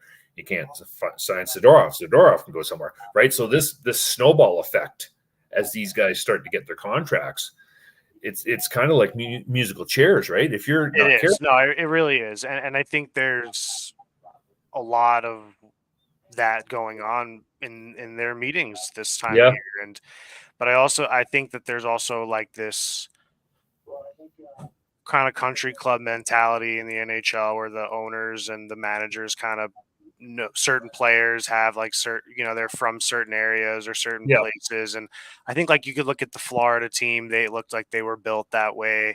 The Islanders for years were that. If you kind of fit the Martins, Cizikas, Clutterbuck mold, you're good. Barzal, and everyone else was kind of just like, I mean, when they let Franz Nielsen, Okposo, Molson, when they let that whole core go, that was kind of the end of like that. And then they had to bring in a couple new guys. But either way, I'm looking forward to this offseason because, quite frankly, I think that we're going to see a lot of the same teams in the playoffs next year. Yes. Yeah, I think so. I think this is definitely this is a year that you should see some movement, but by virtue of that movement should cause, for instance, we'll look at so in the bottom you're going to have say Ottawa, San Jose, Chicago, Utah, for Columbus. So there's 5 teams that you should see some movement out of. You can't bring in 3 new players and not have another season of kind of like a, trying to figure everything out, right? Like that's just the way it seems to go. So yeah, next year your 16 teams for the most part should be the same, making the playoffs. Maybe 1 or 2, right? Kind of, mix and match kind of deal. But I agree. You're the amount of teams that we'll see in the playoffs should be the same teams for the most part that were there this year. But yeah, and I'm curious. I want to see what San Jose is going to do this year. Right, there's another team that really I am really interested in to see what they're going to do. Just on that, they've got $36 million in cap space. Yeah, I've heard Celebrini. Right. I've heard Celebrini. It appears that Celebrini is going to go back to college next year. I heard that as well. Right, he might go back to Boston College for his final year. Realistically, why would you as a player, right? The only thing you haven't done is win the Frozen Four. Other than that, you've excelled in that league. Like, are you going to learn anything more? I don't have the answer, but I think he should not go back to college. No, I don't think so either. If he does, it should be for one reason. That's get your fucking degree. Yeah, if he's right, if he's got a couple classes he needs to take, sure. Right. If that's why you're going back. Right? If he's going to play hockey, then you're wasting a your lot of these guys get honorary degrees after. I forget. I saw some post about a couple of these players do it, get their honorary degrees. Well, up here in Canada, you can get what they call lifestyle credits. Right. So and it's usually the athletes that get them. So you get credit for life. Right, because if you become a professional athlete, well, you're a contractor, so you're a businessman, right? So you get credits, right? And it's a stupid way of doing it. Rather, go to school for fuck's sakes. But if you can get 3 credits towards your degree and miss that final year of school and get your degree and go make shit ton of money, I'd be into that as well, right? Like that's a and I think if you have the opportunity to play in the NBA, NHL, NFL, or MLB or CFL, you take it. I think by all means, if any of those sports are having, and look, we grew up with Kobe and Garnett, and all these people who skipped high school. Did Crosby skipped high school, right? No, he went. He did. He finished his high school, and then he went right to the NHL. He bypassed on a guaranteed scholarship at, if I'm not mistaken, it was Dalhousie, which is out on the East Coast. Okay. But he had a guaranteed. Hey, Andrew, how's it going? He would have had a full afternoon or evening, Andrew. He would have had a full ride, full scholarship at Dalhousie, right? Okay. So he passed on that, right? But like I say, if Celebrini is going to go back to school, then do it for the right reason. Don't do it because you're going to be playing in San Jose, right? Do it because you're finishing. No, do it because you're not big enough, and do it because you want to gain weight and gain strength. Yeah, hit for the sure. gym for one more year, because a lot of these sense. people say that they go back to college for a year and they can use their facilities and their trainers and get on all bulk diets, gain another 10, 20 pounds of muscle, and then come back to the NHL.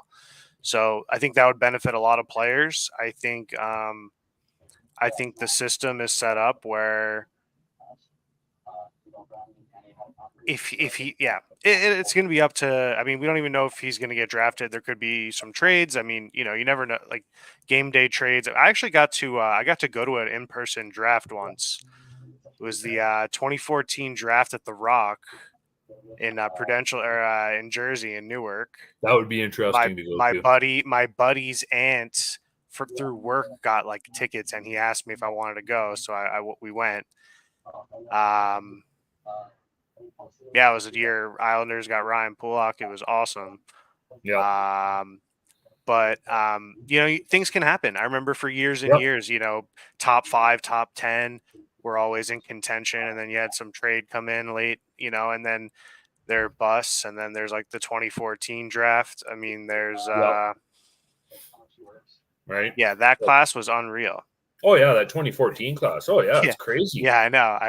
Right? You look at the top 20 or even the top 30 in that draft was like there wasn't a lot of misses there. It'll be interesting to see what Florida's roster looks like this time next year. If Florida could keep their kind of core together. Well, while we're talking about it, because I just called up Vegas, I was kind of curious. So just to jump back on Vegas for a second, they have 5 UFAs and an RFA to deal with this year. They've got Dorofiev as an RFA, and then Amadio, Carrier, Mantha, Marchessault, and Chandler are all UFAs. So there's definitely going to be some movement out of Vegas because they can't afford to sign everybody, right? Because as it stands right now, looking at their cap, now they haven't changed their cap status money-wise yet because they haven't taken the UFAs, the RFAs off the books yet, right? So the number is still there. But right now, they've only got 1.1 mil in cap space, right? Yeah, because they just paid all these other big names. So right, now they've got Hurdle and all those other guys. So there's they locked up Hannafin for quite some time. So there's a team that's definitely. Has Vegas have ever had a problem with cap space? They'll figure something out. Well, but this might be the first year that they actually have some issues where they might like this, but it's not so much an issue. It's like, okay, well, out of the 5 UFAs, I'm only going to sign one ABS. So there's 4 UFAs that walk out the door and again go out into the league, right? So again, that gets back to my original point is that the next couple of years, the cap ceiling should allow teams to actually be able to pick up better players in a lower bottom feeder team, for lack of a better term. Florida's actually projected cap hit right now is 67.9. So they've got 20 mil in cap space. And then their roster is, let's see here. Hang on here. I see 3 UFAs on the defense. And I see, 1, 2, 3, 4, 5, 6, 7, 8. 1, 2, 3. Yeah. 8 UFAs on their forwards. Right now, again, that includes Lundell, Cousins, Lomberg, Lawrence, Okposo, Reinhart, Stenlund, and Tarasenko. Right. So I don't see Okposo being back. He'll probably retire because he's 36 or 35. Yeah. Right. Tarasenko probably won't be back. So there's 2 guys right off the bat. Lundell, maybe. Lorentz, I could see him going. I can see Lomberg going. So there should be some turnover there as well because, are they going to sign Reinhart? And what's Reinhart going to get paid? Yeah, see, that's why this offseason is going to be super interesting. So I'm excited to see, what develops here. So look, we got a game 5 coming up this week. That'll be an interesting game. Yeah, I don't know. I hope. I don't know. I just hope it's a good game. Well, we were talking about this earlier, and I actually had this discussion as well with a couple guys at work this morning.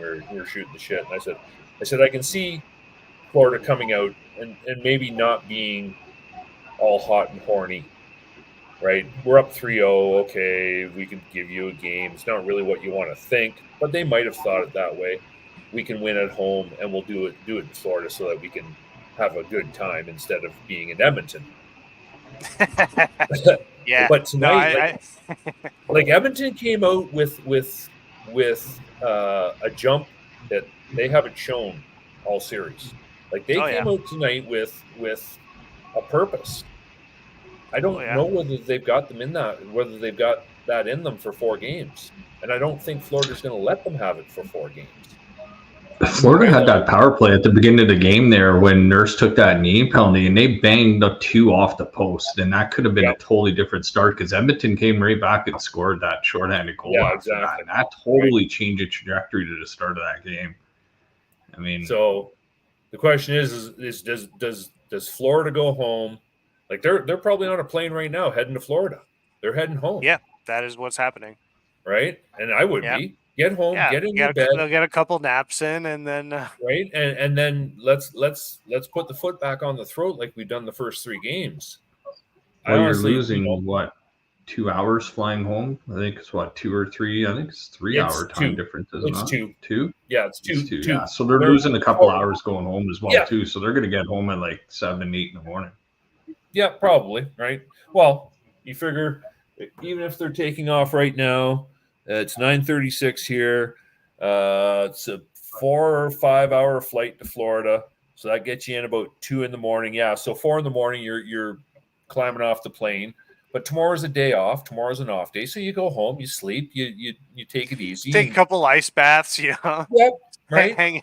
Hang out with your dog, have a good time. And then Tuesday morning, you show up and you go back to work. So actually, I think it was genius. Saturday. Sorry, say that again. I was going to say, I think it was genius saying whatever plane troubles stuck on a tarmac night. I think it worked out well for Florida flying back to Edmonton because you probably didn't want to be anywhere near Edmonton until the day before the game. Like you would have had to check the fire alarms, check the food, check the chickens cooked, check everything. Like being in Edmonton for an extra day as a Florida Panther, everybody would have been in on it at the hotel you're at, anywhere. Like that just would have been nuts. So to keep Florida out of there until a day before probably wasn't a bad idea. Then did show up in game 3, but yeah, like, to your point, who wants to win a cup in Florida celebrating in Edmonton tonight? That probably wouldn't have been a good time. So get back to Fort Lauderdale, Miami. So did you come in with the thought process of, okay, if we don't have it, okay, that's fine. I'm not gonna work hard to try and find it. Fuck it, you can have a game.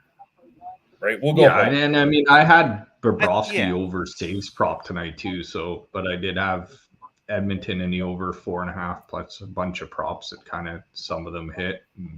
Yeah, but, I mean, I think at the end of the day, there must have been some belief in that Edmonton room that, hey, man, and this is for our country, this is for Edmonton. Let's win this game and take it from there. Let's jump on that flight. We're not letting somebody celebrate in our building, and that was enough for them to power through this game. And like I said, it could have went a different way, man. Florida hit those posts at the start of the game and it could have went a different way. But as soon as it started slipping away, they were leaving Bob out to dry and Edmonton was way too open. This was not a game that Florida played, except for maybe the first 2 periods in game 1, which Edmonton probably should have took that game as well. Yeah, exactly. Yeah. So I that Tuesday game to me feels like probably an over 5.5, but I think under a 7.5. I can see that being like a 4-2, maybe a 5-2 game, something like that. And there's absolutely no way Florida's going back to Edmonton. 0% chance. No, I don't think so. I mean, I won't say zero, but there's no way they want to take that flight into the wind. You got to stop on the way back to Edmonton. You can fly direct from Edmonton to Florida, but on the way back, you got to stop because you're going into the westerly wind. That adds about a half an hour to an hour almost on your trip. Yeah. No, it's. I fully expect I expect the first period in Florida to be like it was tonight, but it'll be Florida on the up tempo as opposed to. You think Florida wins by the puck line? I think so. I think so. They're probably, if they're going to win, it's going to be by the puck line because Edmonton's going to pull their goalie with 6-7 minutes left if they're down by 2 or by 1. I take Florida first period. Yeah. They're going to set it up so McDavid's lines on before the commercial break, after the commercial break, before the timeout, after the timeout. McDavid's line's going to play the last 10 minutes of that third period. And that's fine. You double shift them and triple shift them all you want. You're just running them into the ground. Like that's the one difference. And I think we've all seen it, is that Florida's roster is better balanced for 4 lines than Edmonton is. Like it's not even close in my opinion. Goose, I'm happy you brought that up because I was just looking at the regular season stats for Edmonton and Florida here, and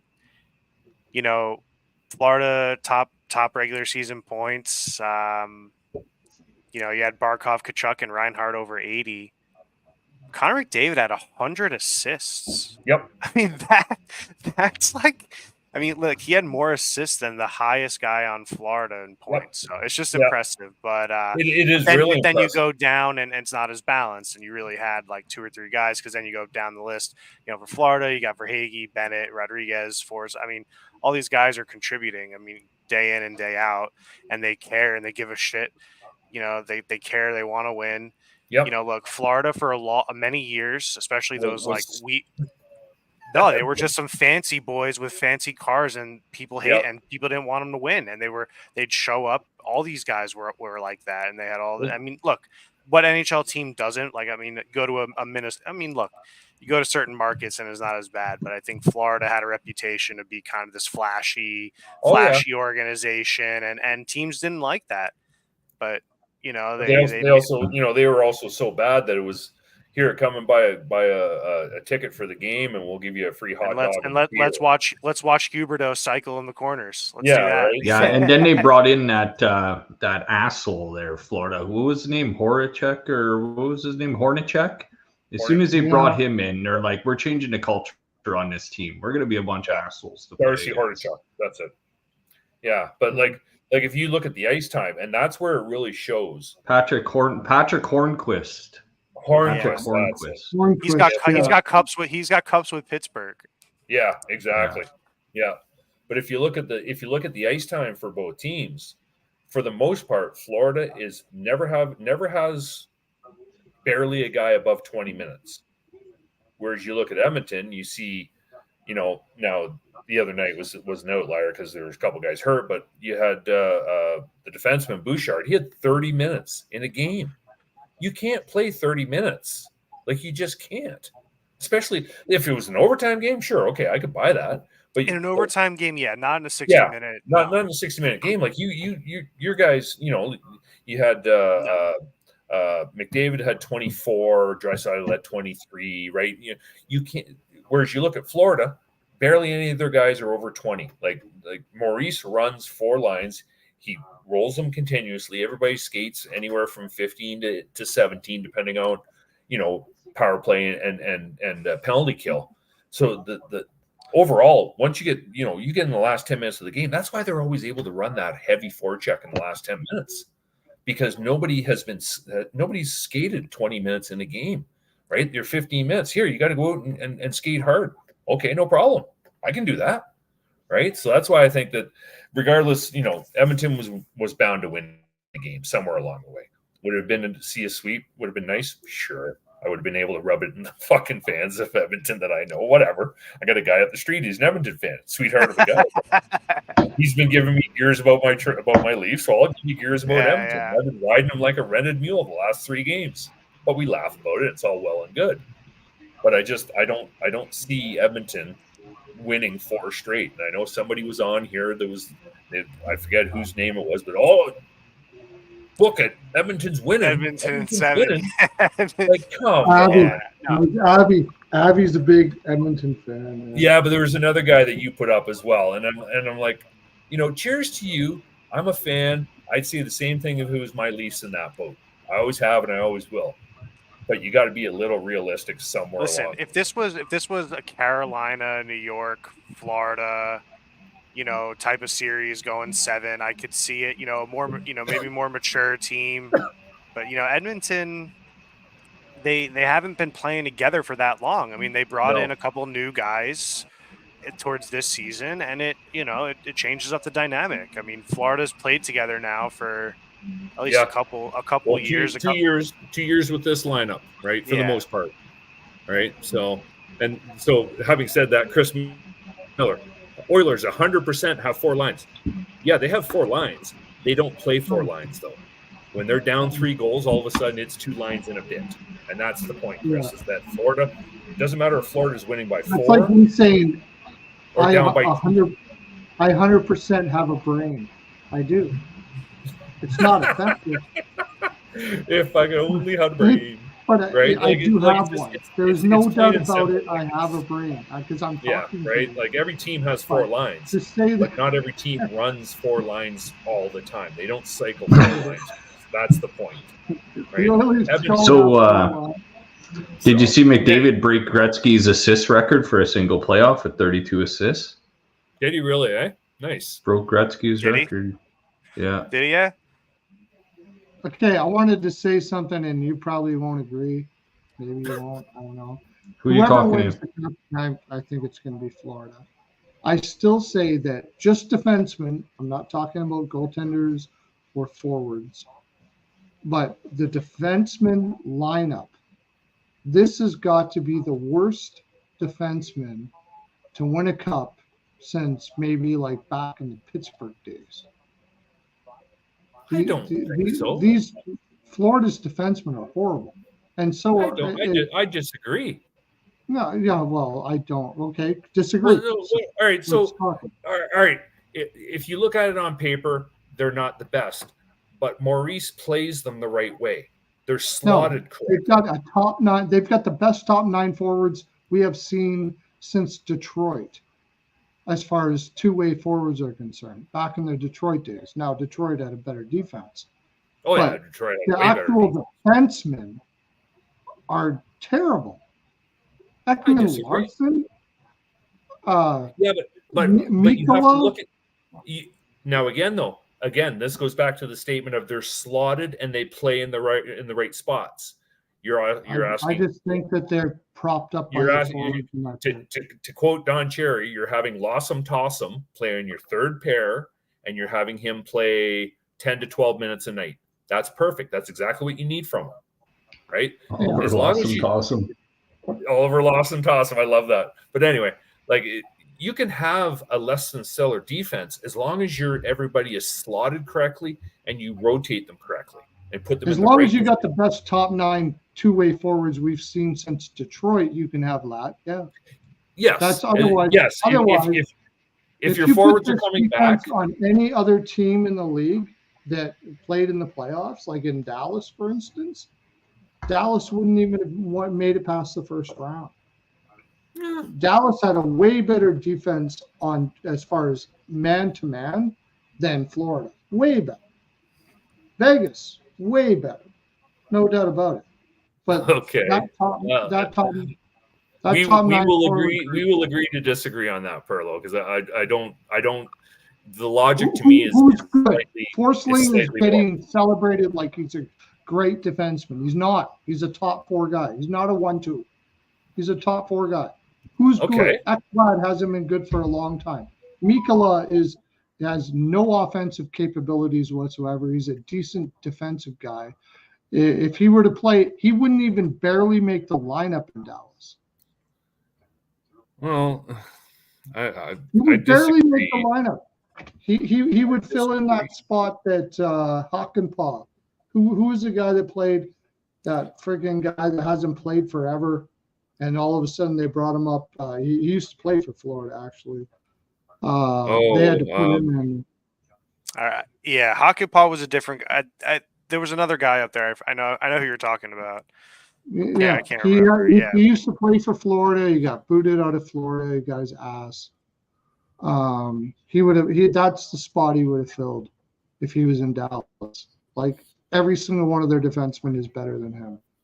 But again, if you have the guys and you slot them and play them correctly and put them in the right positions, then you don't need the top of the line, top of the league defense. It was Petrovic. Yeah, you don't need a bottom. I would say they're bottom 7 defense in the league, as far as they're really bad. But if you've got the top 9 best, disagree though, Perlo. The stats if you've got the top, look at Rodriguez. Yeah. Bennett, Barkov. Yeah. Kachuk. All of these guys are almost a borderline. They're above average to elite two-way forwards. Yeah. If you didn't have them, that defense would crumble all to shit. It was terrible. It's a terrible defense. I'm sorry, it is. You know what? Take away the guys, put more players in, and see what happens. At this point, I would disagree because the stats don't support the argument. That's all I'm going to say. That doesn't mean you're wrong. Doesn't mean I'm right. You know what I mean? The stats, the overall stats. Look at the team stats. Look at the numbers, Perlo. The stats would tell you that you're wrong. That doesn't mean you're wrong, though. That's all. How does the stats tell me that the defense is bad? If you look at that the defensemen are bad. It's an overall and the overall structure of the team. The numbers say you're wrong. No, the numbers say that they are a good defensive team. That's what. If you go individual defensemen, though, no, the stats say that they have a bad defense and amazing forwards. Okay. So okay. So, but to go up against a good team, then that should have been shown, but it hasn't. This is what I'm saying. The numbers would disagree with you. The numbers would not disagree with the fact that they have the top. They have the greatest top 9. They have some of the best top 9 forwards in the league, and those numbers would make the defense look better than they are. That's fine because the team should play as a unit, right? If you're relying on one guy, to do everything, then the numbers aren't going to be nice, right? You put that defense in Boston, and they don't even make the playoffs this year. They don't even make the playoffs this year. Again, until you see it. Okay, I'll give you the argument. Again, they're in the Stanley Cup final and they're going to win. I would disagree. That's plain and simple. The only thing you're disagreeing with is the fact. Hang on now. This is a team that has they've moved to what? 3 defensemen in the last 2 years.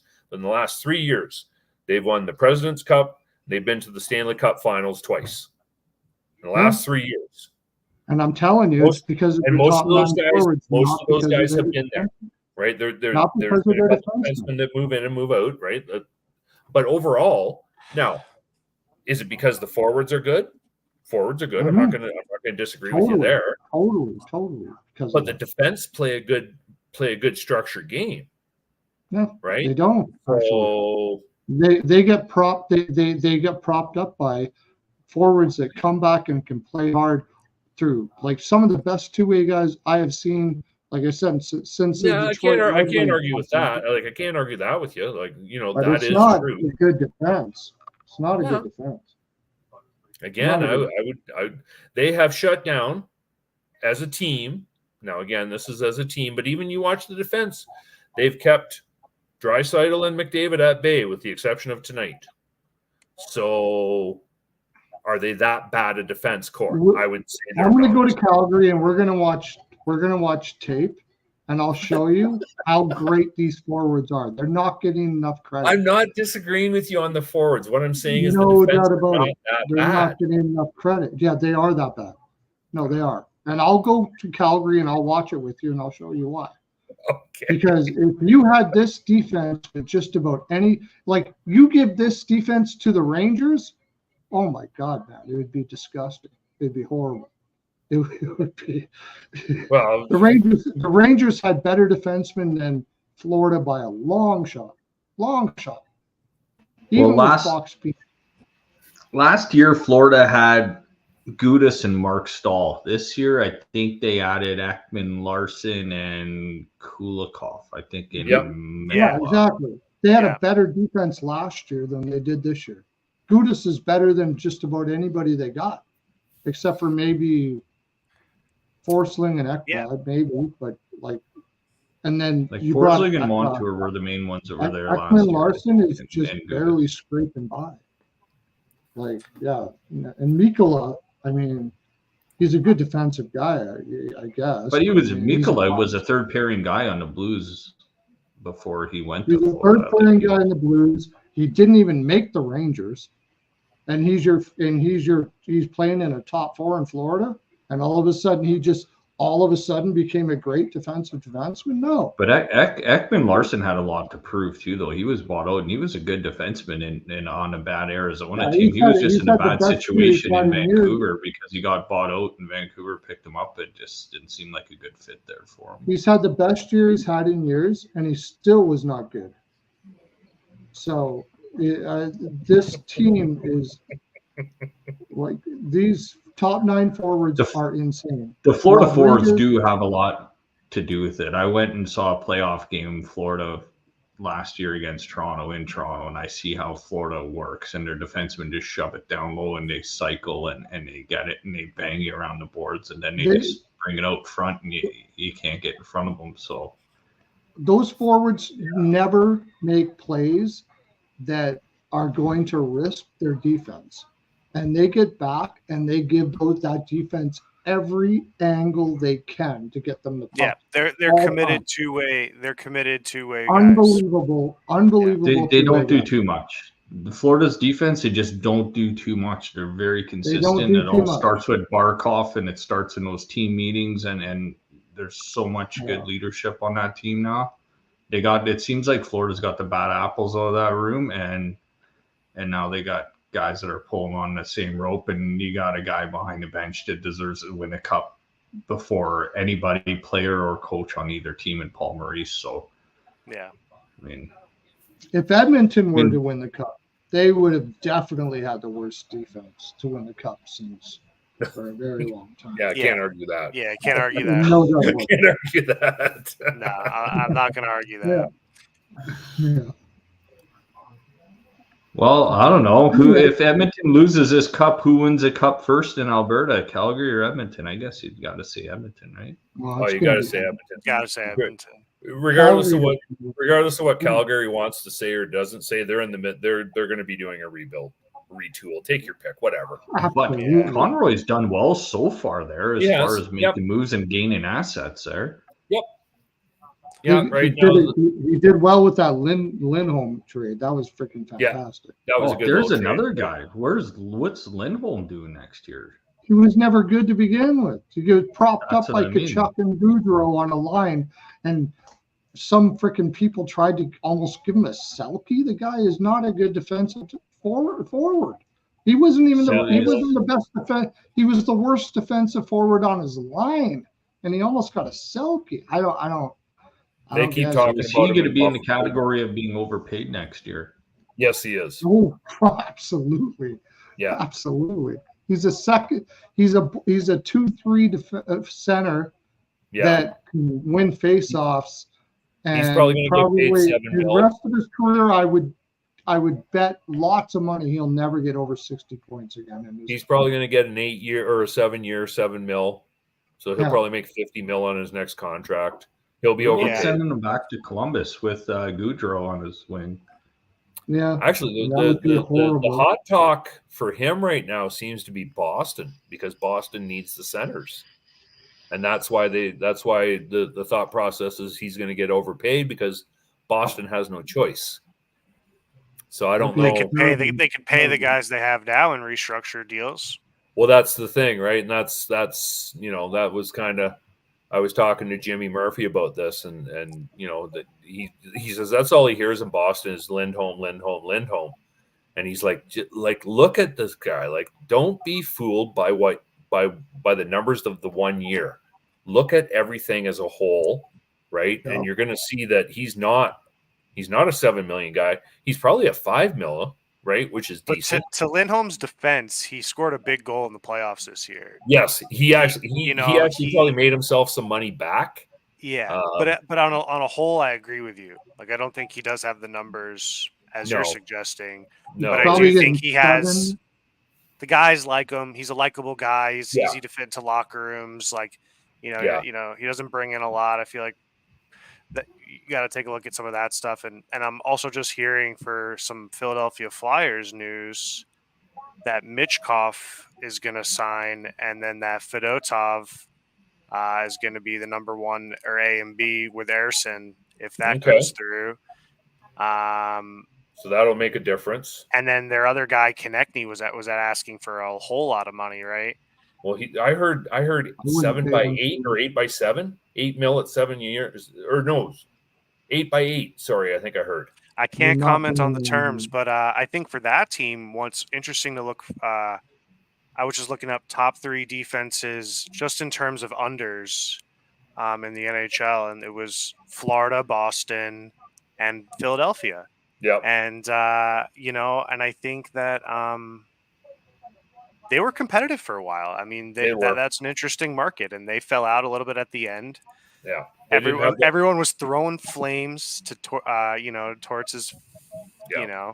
They didn't have the horses to get through. They got so damn close, though. They were like they were right there to the end. I mean, I remember listening to some of those games after work on the radio, checking my phone app, seeing what the live was looking like, and actually doing okay with they had that stretch in February, January, February. They went 2-10 or 2-12 or whatever the hell it was, and that's what killed them.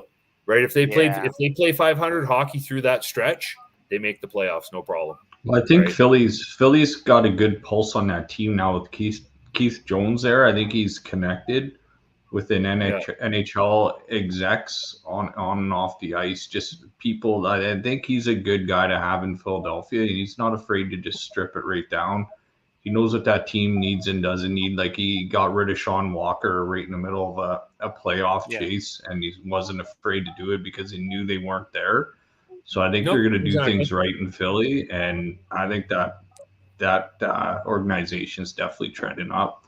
It sucks about the whole Carter Hart thing, but they got that goaltender you just mentioned, Fedotov or whatever, and Michkov coming. I mean, they're in a good spot. So that's another team in the Metro you could be able to add to the mix. They're probably 2 or 3 years away, but right. And that's hockey's the thing, right? Better when Philly's good too. So hockey's better when the majority of your teams are better. It's when you have that clear delineation and you have like 12 teams that just suck. Like, it's just hockey's no fun then. Like, it really isn't. No, right? And I think for a couple of years before the lockout, every year you have your outlier teams. I think every single year you'll have 2 or 3 teams that are like bottom of the bottom. That's right. Yep. But like you're saying, I mean, you don't necessarily have to have 12 teams that are completely, out. Right, so, and I think the way the league works with getting the 1 point, keeps teams a lot closer to than what was back then when it ended in a tie. I mean, it was just no points, right? It was exactly. tie. Or was it? Well, you didn't get the loser point. Is that that's what it was, right? Right. So that made a big difference, right? And that's created, but that's also kind of given it an artificial look as well, because you see. So, for instance, best way the year before, was it last year? Calgary, year before, because Sutter was coaching the team. They had 23 games where they where they lost in a tiebreak, like 1-goal games. Yeah. Right. Yeah. So they're getting a loser point for each one of those games, and they had like 80, I think it was 89 points. And did they make the playoffs? No, they just missed 1 point short. Yeah. See, but everybody looked at the team and went, "Oh, we only missed by 1 point. We're not that bad." Yeah, yeah. And it's like, whoa. Take away those loser points, and then see how. Well, that's why I think I think Bettman destroyed the NHL. Yeah, I mean, it was definitely he catered to his fancy friends who wanted high scoring hockey. That's what it was. And I don't want to watch a 2-1 game. A 2-1 game you're going to enjoy or all 60 minutes. It's 2-1 games are fun to watch. But they really are. But Bettman and his cronies, no way. Bettman and his cronies wanted goals. I disagree with you about that with Bettman. Why? I totally disagree with you. Well, why do you put the trapezoid in? Why do you put the trapezoid in? Yeah, well, the trapezoid wasn't my favorite thing in the world, but that was a Marty expansion teams like this in, you have to get parity. Parity is the most important thing that you can possibly get, or you're not keeping them. It's just what he had to do. You can't bring expansion teams like this, and you think, oh, it's Bettman did it. No, it's owners that want expansion. Well, yeah, right. And if you're not going to keep these teams if you don't keep it close. So you put in but it creates an artificial feeling for the team that, again, I'll fall back on Calgary because it's the easiest one I can think of, right? Everybody in town went, "Oh fuck, we're 1 player away because we missed the playoffs by 1 point." No, you were horrid. Like you were fucking horrid. Terrible. Exactly. Now that's up to the organization. That loser point creates that bubble. Take away that loser point. They were fucking 72 points on the season. They weren't anywhere near a playoff spot. Yeah, but that's up to the organization to figure out. The fans. Well, yeah, but it's also the fan, the casual fan. Right, and there is some, right, casual fan looks at it and that's what they see, and they go, "Well, you missed it by 1 point. We're not that bad." The true fans, the ones who understand the game and look at it the right way, go, "No, we were horrid." And I still think the game is better now than it's been. Oh, I know. Yeah, and I agree with that. I think the game is still good. I'm just complaining. If you agree with that, then how do you say that Bettman's blah blah blah blah blah? I hate 3-on-3, dude. I hate 3-on-3 overtime. I hate overtime. I hate the 3-on-3 overtime. Well, so do I. I don't really like it either, but I understand why they had to do it. And they could just go right to a shootout. It's like, screw it. If you want to end the game, just go right to a shootout. No, I just get rid of the shootout. I don't like any of it. I'm with you. I'm a But purist. The reason why, hold on. Can I jump in? The reason the average fan doesn't agree with us, and they're the ones buying the tickets more than the freaking purists like we. No, I heard Perlo. I heard that they didn't want they wanted to make the games end quicker because they got to travel so much. So one way to make the game end quicker was do a 5-minute overtime and a shootout. But it's like, if that's the reason why, like the 3-on-3 is just like, it's just like whoever gets the first breakaway sometimes. And then, it's like 30 seconds in, your money line loses when you thought it had a shot. And it just sucks. So as a fan, the 3-on-3 was nice. It was a gimmick, but I don't think there's a place for it anymore. I think it's like you say, like last year, we seen it last year a lot where teams were, Toronto was, again, like that's the easiest one for me is Toronto. Toronto has this really nice habit of, we'll get up near the blue line. Oh, no, we're not ready. Turn back around, right? They spend 2 minutes cycling. Yeah. And it's boring as fuck. Yeah. Right? I mean, look, I wouldn't mind the old 20-minute, 4-on-4 overtime or something. Yeah. I wouldn't mind it. No. Or end it in a draw after 10 minutes or something. Yeah. And something. But they got to balance, this goes hand in hand with, they'd have to balance the schedule out. This middle of the season having 6 fucking days off. What the fuck is that stupidity? Well, the only thing I don't like about the 3-on-3 is you shouldn't be able to go back over your red line. Not without having an entry. Yeah, Like you shouldn't be allowed to once go you clear back. the red, get in the zone. Right? Yeah, Yeah. they got to do something with that. Yeah. They got to do something with that. You shouldn't be able to pass the red line. It does need a tweak of some sort, right? You know, that's and the only there's thing I really don't like about it. Let the goalies skate up again. Let the goalies go past the red line. Wouldn't that be so interesting? Yeah. Right. And, that's the only thing I don't like. It's not the only thing. I mean, I would prefer that we. If you could, you know what? If you could take away the ability for them to lag it back once they get over the red line, if you take that ability away and create, you know, whether it's a whistle or here you get the puck back, whatever, right? Figure out something so that you can't lag it back. I would even go further. Once you cross the offensive blue line, if the puck goes outside of that blue line, then you have a face-off in the offensive zone. No, I don't mind because if that's strict.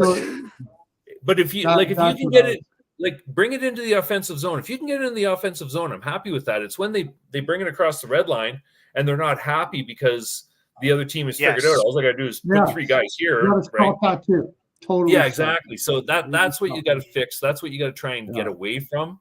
But I'm just not sure how you do it without having to blow a whistle and stop the play. And that's what you're trying to avoid is the stoppages. It makes it like watching soccer. Like that's the reason why I won't disagree with you, right? Like soccer's the same. They go and get so far, and then they just kick it back all the way. Right. So I don't know, right? My friends that watch soccer and they bet soccer, they're like, it's like a chess match. Okay, I don't watch chess either. So no, it's a long chess match. That's the reason why I don't watch chess. I've watched grass grow. That's more interesting. That's for fucking sure. One thing I think though, at least chess players don't fall off their chair acting like they freaking just got shot. Yeah. No, soccer. Anyway, I got to get going, guys. Yeah, this has been great. I'm going to do this more often because I don't even care who's watching. So we're going to see you Tuesday night occupancy for the Betcast. Stanley Cup Finals Game 5. Yeah, I'm gonna try to make it. I work during the week. I'll be on for sure. I got to work a couple minutes late Tuesday, but I'll definitely be on. Okay, I'll try to jump on. So, and if not, we've all got each other's communication, so we'll get together and we'll. I'd love to get together right before the draft. If we get together right before the draft, we should have seen some trades, maybe some movement. We can kind of have some fun there and kind of take a look and see where things are at the point. So I'm going to do this more often. Period. Now I've got some free time. I'm just going to come on and we can all chat. Whoever watches. Yep, sounds good. If we can find some hockey geeks that are happy to watch us, that's fine. So awesome. Sounds great. Thanks, guys. Cheers, everybody. Have a good night. I got to end the stream now, and I guess he's grabbing another beer, Rico. All right. Be good, everybody. I'm out. Thanks for coming in, Chris, Mr. Jimbaro, and Javi, and everybody. And this was a great time. Talk to you next time. Have a great day. Okay.